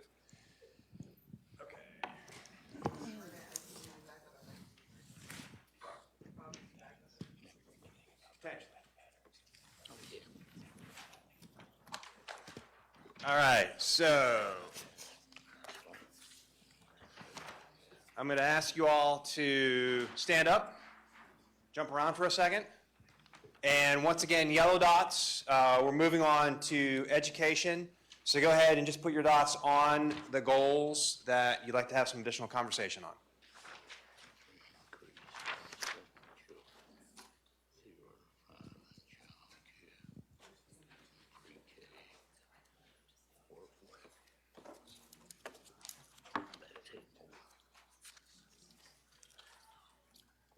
It's not that I really have a question, I just want more information. Okay, that's fine, no problem.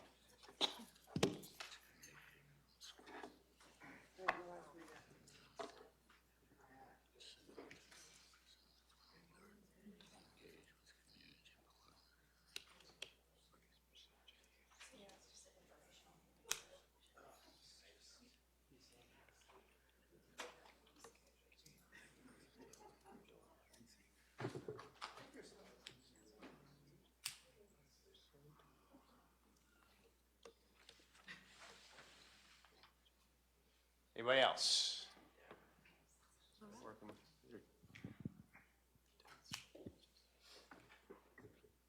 We can always email them, right? Absolutely, yep. All right, why don't we start then? Okay, so we have 3 dots. So we're going to talk about the first goal is under the objective of enhance early and adult learning. Goal 1 is partner with community organizations to increase the percentage of children aged 0 to 5 in childcare and pre-K from 27% to 31%. We have 1 dot. Who would like to? No question, just information. Sure, go ahead. No, I was just saying, tell me more about, how are you gonna do that? Like, what is, Achieve that? what's the plan? Can I ask the subject matter expert to come forth, please? I'll certainly take a crack at that. Hello, Commissioner.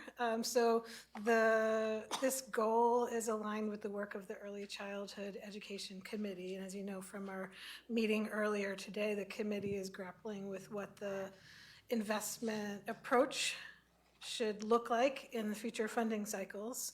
As it stands, the committee selected a few system-level measures to watch at the time of the establishment of the fund.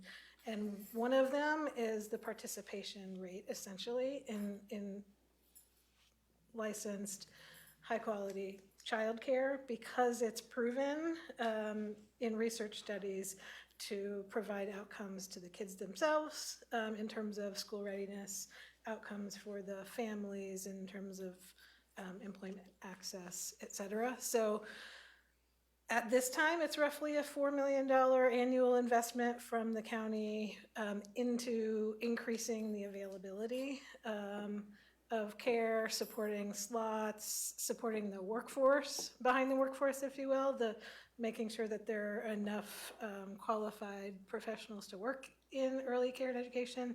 So while the county doesn't run direct programming, that would necessarily move the needle on that. Through these investments, we have the opportunity to enable that change. Thank you, Rachel. Okay, next goal is engage with community partners to increase the total number of adult library card holders by 25% by 2030. That one was me. And our libraries do a phenomenal job with the services that they're providing. And so my only question is, why are we looking at library card holders? Because, I mean, we can increase library card holders, but that doesn't actually mean that they're taking advantage of all these tremendous services. And I just see the programming that's going on. And I just wonder if there's a more meaningful way to actually work with this goal, to actually show, because I mean, I'm sure there's plenty of people that may have a library card that just actually don't really engage with our libraries as much. And they're a tremendous resource. So I just was curious about if there's other potential with that, you know, engaging in programming or some other way to measure it that really spotlights and gets more people in there utilizing our libraries. Sure. Okay, we'll take that back to this. Yep, and we can work on that. Sure, absolutely. Jason, yeah, sure, absolutely, good. Good afternoon. So, yes, you're right. When you get your library card, it doesn't necessarily indicate a specific level of engagement. We do typically see that new patrons who get their adult library cards do check out and become active library users. It's also one of the metrics that we report every year for the survey that's required for the state library for some of our state funding, so it seemed like a good goal for us. But I agree, thinking about deeper engagement, we are actively trying to grow adult programming engagement because we know we do a really robust job of supporting youth and families. Adult programming is something where we're not as strong in general. That's why you saw something pre-Helene when we launched our One Book, One Buncombe program. We're trying to grow an adult services team in the same way that we have a youth services team. So I think some additional thought about adult programming in conjunction with the library card piece could merit some useful goal. Thank you. Sure. Thanks, Jason. Okay, third goal to talk about under education is work with community partners to increase the adjusted four-year cohort graduation rate to an average of 92% by 2030. So first, let me say, I think it's a great goal. My comment is, how does this tie in back into, I'm going down a rabbit hole, with education funding? I know this past year, we specifically said, you know, prioritize like what your big goals are. Does this align with what their big goals are? And should we keep this open for just a little bit longer so that we're not necessarily backing ourselves into funding this specifically if it is not the primary goal of our two K-12 systems for what they're going to foresee being their big goals moving forward? I mean, they keep speaking. So, for example, mental health and mental health counselors is something that they continue to want to see funded. And is that the biggest priority and the biggest goal for us to enhance education? Is it through mental health or is it through this particular goal? Does that make sense at all? So I think the question I'm hearing you ask is, right now in this, where we're at right now in terms of the development of the plan and the timing of these items you talked about, should this be included? Right. Where does this fall in line with what the schools see as their biggest funding need, and wrapping around a goal with that? I was going to say too, yeah, I get what Do you're saying. you get what I'm saying? Okay. And I get it, and I think that's important. Look, my memory is this came about when we had that big joint meeting with both of the school boards. All of us met, and this was a conversation we had at that time, and this goal, I think, came out of that conversation with both school boards. That's a good refresher, Terry. And Yep, so then I guess my bigger question back is this going to be the big thing that we continue to look towards supporting them to fund? Are they on board with that as well? Or are they going to continue to bring additional priorities to us? Because this is really what guides our budget, or should be guiding our budget. And if we're saying this is what we want them to focus on, then I think what we're saying and directing to our schools is this is where we would like to see our funding allocated to support this singular goal within the funds that we have available for them. This wasn't necessarily just towards the school teachers and the school Okay. systems. It could be other community partners that help with tutoring, after-school Okay. work, all the other Okay. pieces that we control. We don't really control Right, during the that's, school day. was my next piece, was we can't really Right. control what they do. Right, so this was for us as a county, Okay. what we can control. Okay, thanks for that. That's it. So just a clarifying question. Good to leave it in? Completely okay to leave it in, Okay. and I appreciate that explanation, that it's really more about the community partners that we work with. Fantastic. Yeah, thank you. All right. Everybody good with education? We can move on to the next. Okay. All right.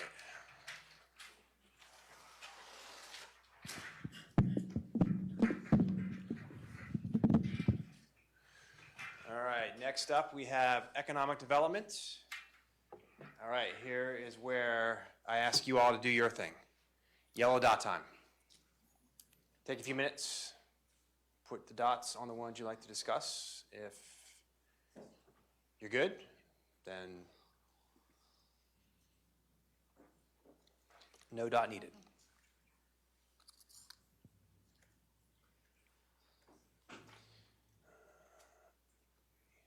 All right. Am I correct in saying that you haven't shown us any today so far on this board that are new post-Helene? But there are some new ones, There are, yes. but not so far up here yet. Am I right? So the reconciliation document will walk you through what has changed in terms of new goals that have been added or things that have gone away, or some tweaks to the objectives. I think that we can, that we should look at increasing our objective 2, goal number 5, increase the number of small businesses in Buncombe County by 5% within 5 years. I think we can do better than 5%. I would invite the subject matter expert for that. Yeah, EB, come on up and provide your thoughts if you don't mind.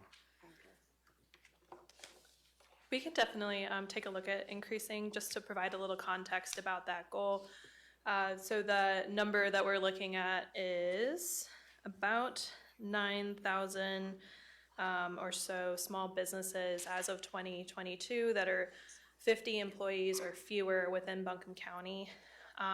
We're anticipating that between 2022 and then the impact of Helene in 2024, we will see a loss in businesses. And we're hoping to gain back after that. So we do still see the goal as ambitious post-Helene, trying to rebuild the number of firms in the wake of the storm. Also for context, between 2019 and 2022, we had a growth of firms of 9% across those years. So 5% is really still in keeping with what we're anticipating based off of assuming a loss. So we can take a look at it and get a little more into the numbers. But I would say that we still see this as being decently ambitious, assuming a loss in 2024.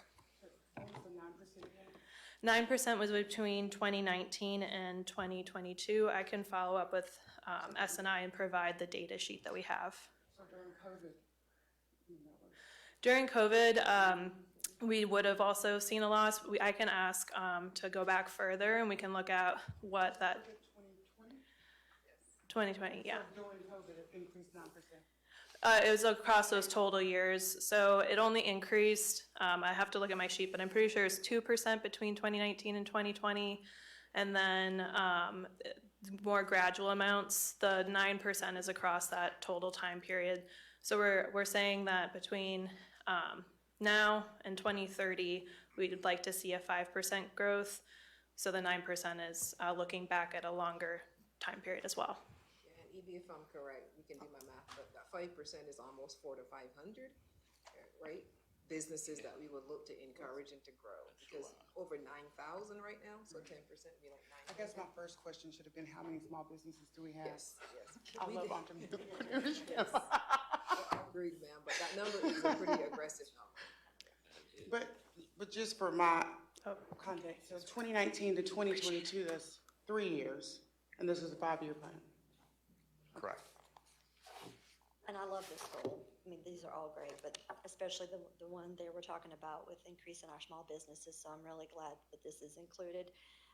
It's that, we hear that so much from the community, how much value there is in our small businesses. And then when you look at the, what the research shows in communities that have a really strong small business environment, is a healthier community, better civic engagement, and really better community involvement. And I think that was shown in Helene. I mean, anybody that came here, they spoke to just how this community pulled together and worked, and we saw that so much with our small businesses as well. And so whatever we can do to continue to strengthen that environment, I think is very beneficial. Great, Commissioner. I saw your hand. Commissioner Horton, were you following up on the question still? No? Okay, good. Just want to make sure. Yeah. Excellent. Great, thank you, EB. Any other thoughts, comments on economic development? Okay, we're going to move on then.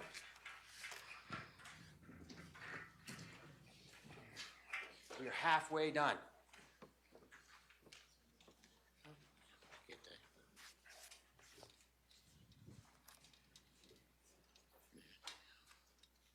Okay, next up, community health. Once again, yellow dot time. So please feel free to come on up and put a dot on any of the goals that you would like to discuss further.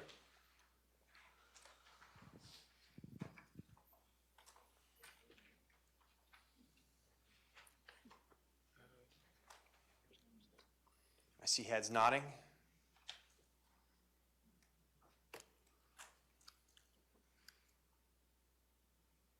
Everybody good? Yeah. I'm just curious, on goal number 2 for community health, how are those residents reporting those difficulties? Because we can just shut that system down, then they can't complain. There you go. That was a joke. But I'm curious sincerely how we are actually communicating and what that line of communication looks like, so, because that impacts that number. That, if I'm not mistaken, the data source for that is coming out of the census. So we're using census data to report those values. Okay. Thank you. Yeah, and I'll just be curious as we go on, kind of some of the strategies around that goal specifically, because I'm very interested in that one, but supportive of all these. Excellent. Anybody else? Any other thoughts or comments? Okay. All right, we're moving right along. All right, I got it. Thank you. Okay, next up is public safety.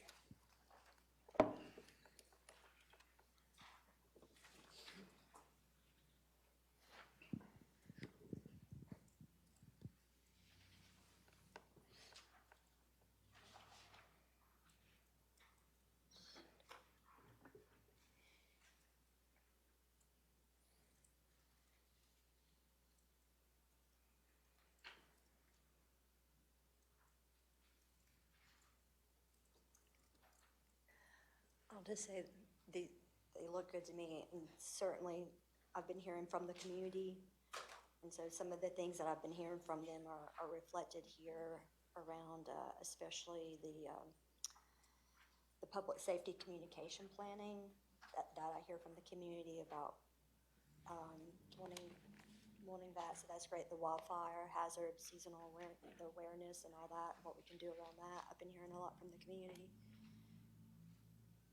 And of course, the stream gauges. I think the stream gauges were on there before. They as were, well. yep. Yeah. And yeah. Where does the EOC fall within this? Or is that going to be a separate capital? The EOC is more of a specific project, so what you'll actually see is you have the strategic plan today, the recovery plan will come to you all at your next briefing, but additionally, the action planning coming out of our after action review will come out there too. So a lot of the more project-based specific public safety actions coming out of all that work will be coming to you all over the coming month. Thank you, Raphael. And additionally, this EOC has been a capital project that we've had on the books for a while now, so. Yes. Just want to keep that elevated as part of this. I'm not going to stand up, but to follow up on the emergency public safety communication planning. By any chance, is there an opportunity to do, some kind of step model like we're looking at with the FEMA rating system? Because I think one of the things that I hear, probably close to what you're saying, Terry, is that early warning system being activated sooner. Do we have the opportunity to move a little quicker on that? We know that storms and flooding is going to continue to come to our area. And are we considering moving a little quicker on a couple of goals versus others?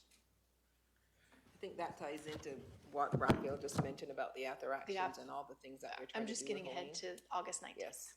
No, you're good. And I'll say, I think one thing that's important to note is that first goal and second objective, testing 65% of the core emergency response capabilities.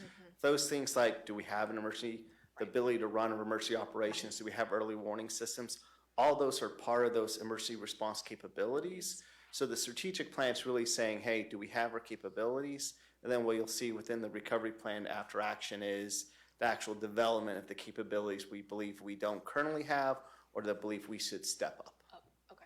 All right. I'll probably ask those again in 2 weeks. And from the recovery office perspective, the budget director spoke previously about the idea of sort of following this linear process. So like in theory, we would have a strategic plan and then we would adopt our recovery plan and stand up the recovery office and then launch initiatives.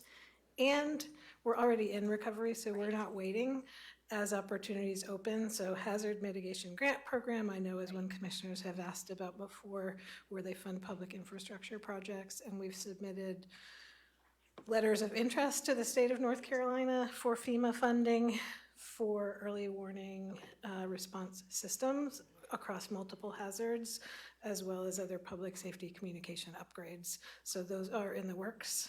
So the answer is yes. We'll get going rather than having to wait for this to get fully approved. Okay, thanks, Rachel. I appreciate it. How many stream gauges did we lose in Helene? We went from 18 to 12 pre and post storm, and I don't know if we maybe for a future discussion.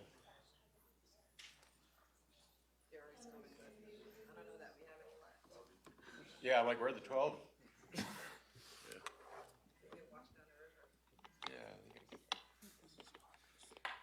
So Drew, I'm gonna tell you, there's three things I think about every day, okay? Landslides, floods, and wildfires, okay?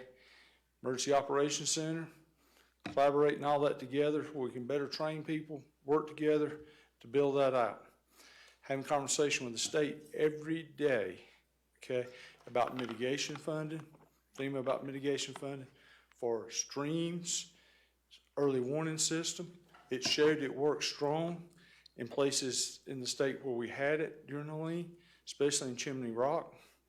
I had a resident there tell me, and I had the governor say the same thing, that we heard from two separate people that said this. It was so annoying, I left.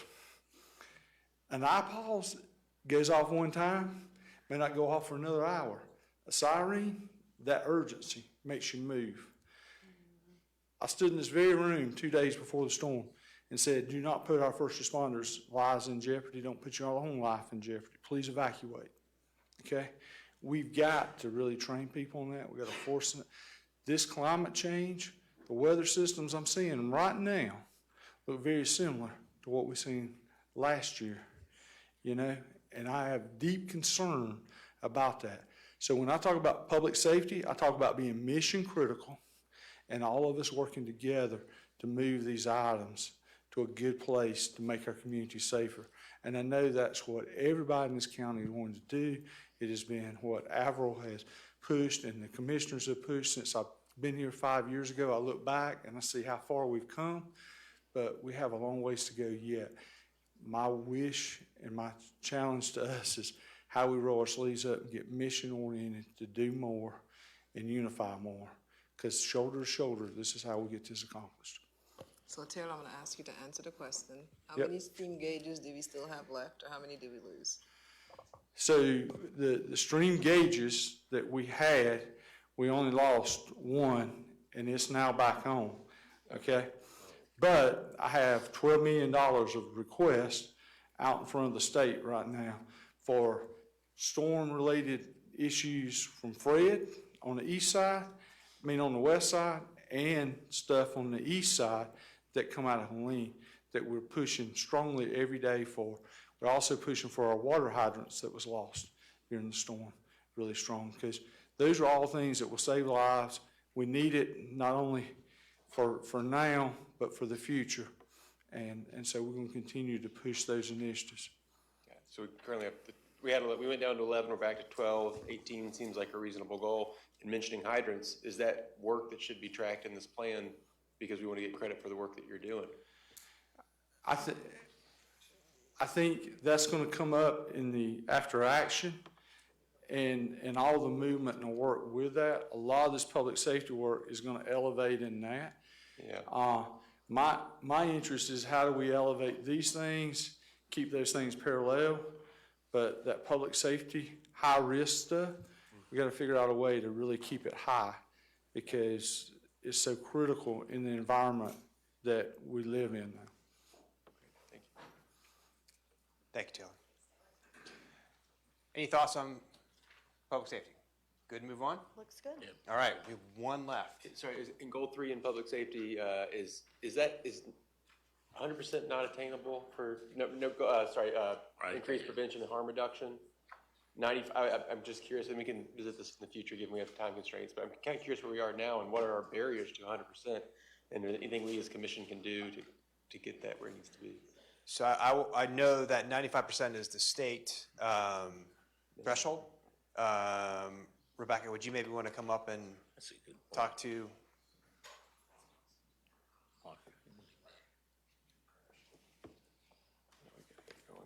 Hi, everybody. Yes, so 95% is the state standard. We would love to initiate every case 100% of the time, on time, but our timeframes are really tight. So sometimes we are expected to initiate immediately, which means you get up and you go, and that means the family is there when you get there. And most of the time when we're not initiating on time, it's not that we're not getting up and going, it's that the family is not there when we get there, and we're having to chase them sometimes to other counties, other states, and we're unable to find them within that immediate time frame. And so we don't get credit for initiating it on time, even though we made significant efforts. We do document our diligent efforts, and we try to give ourselves credit on the back end that we did make those, what we call diligent efforts to initiate on time. So that's an example of why we wouldn't be able to hit 100%. But we are very close to that 95% mark. Okay. Thank you for eliminating that. Sure. Thank you. Okay. All right, we're going to move on to our last focus area.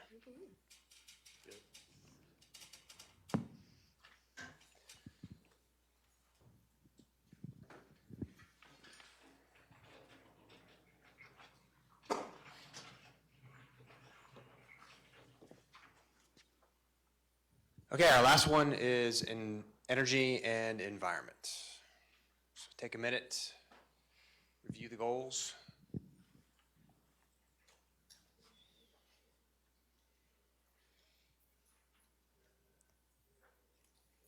Just a quick question, Jennifer. So the goal 4 is so basically 3,500 acres, 700 a year for the 5 years, is that?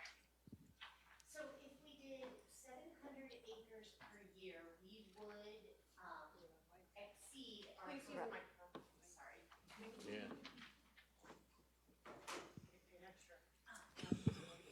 Yep, that's okay. Oh, no. So the hope, the expectation is that we will exceed the 20% within this goal. And instead of saying 21%, we decided to say minimum of 700 acres a year. So by the end of this goal, we should conserve over 20%, but probably not quite 21%. Okay, thank you. Yep. Sorry for making you get up. I didn't know.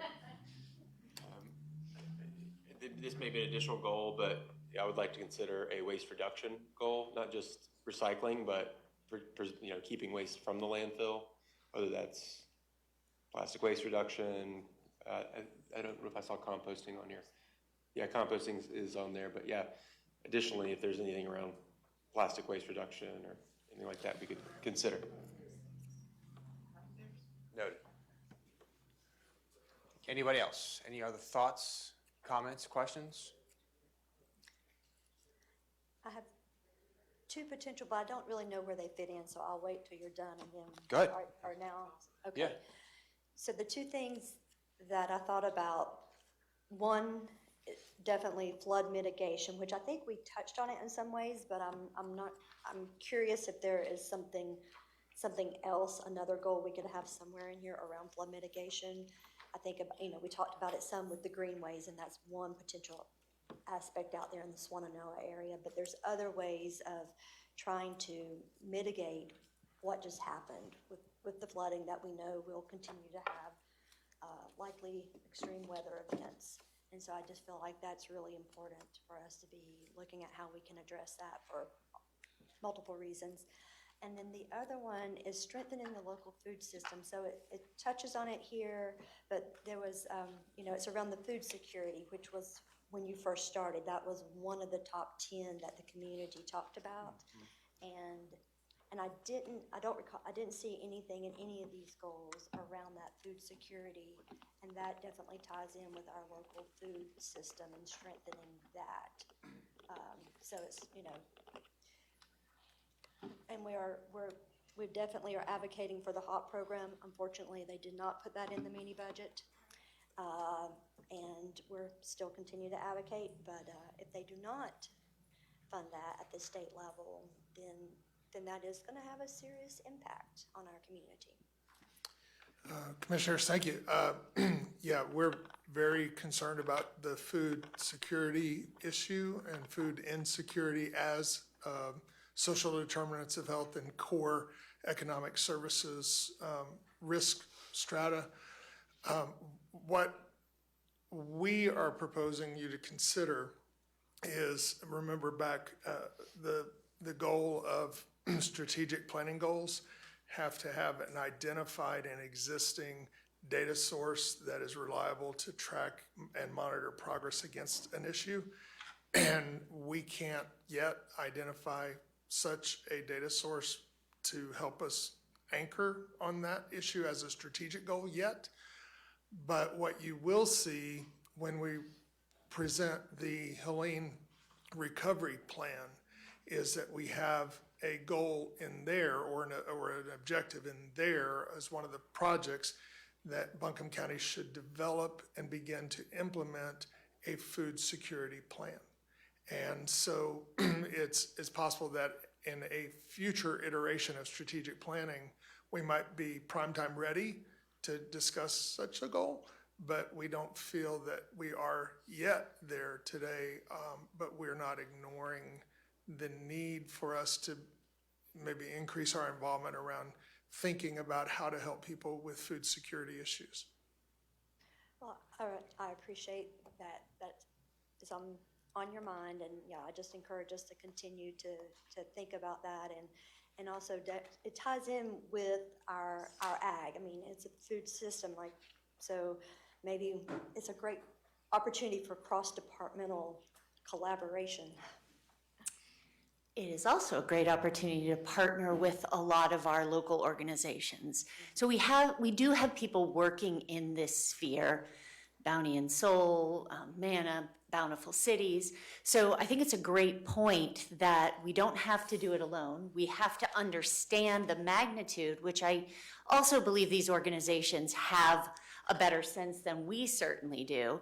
So we need to connect with them, and then we need to figure out how we can kind of share the load to get us to,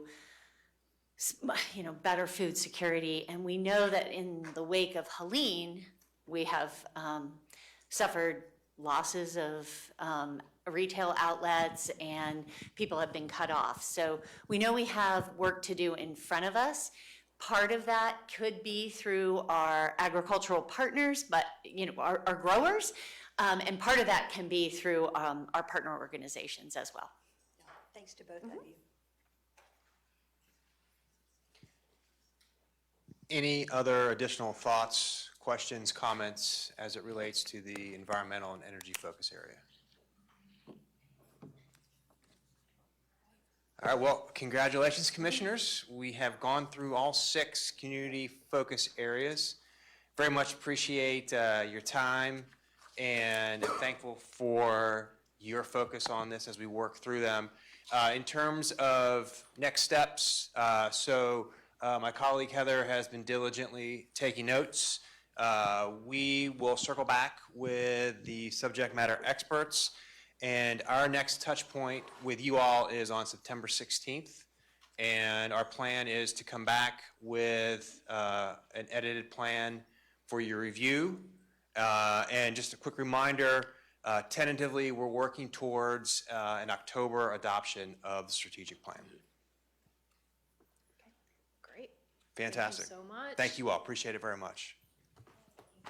Thank you, we appreciate it. All right, we have no further business, so we are adjourned at 4:52. We have 8 minutes to get ready upstairs.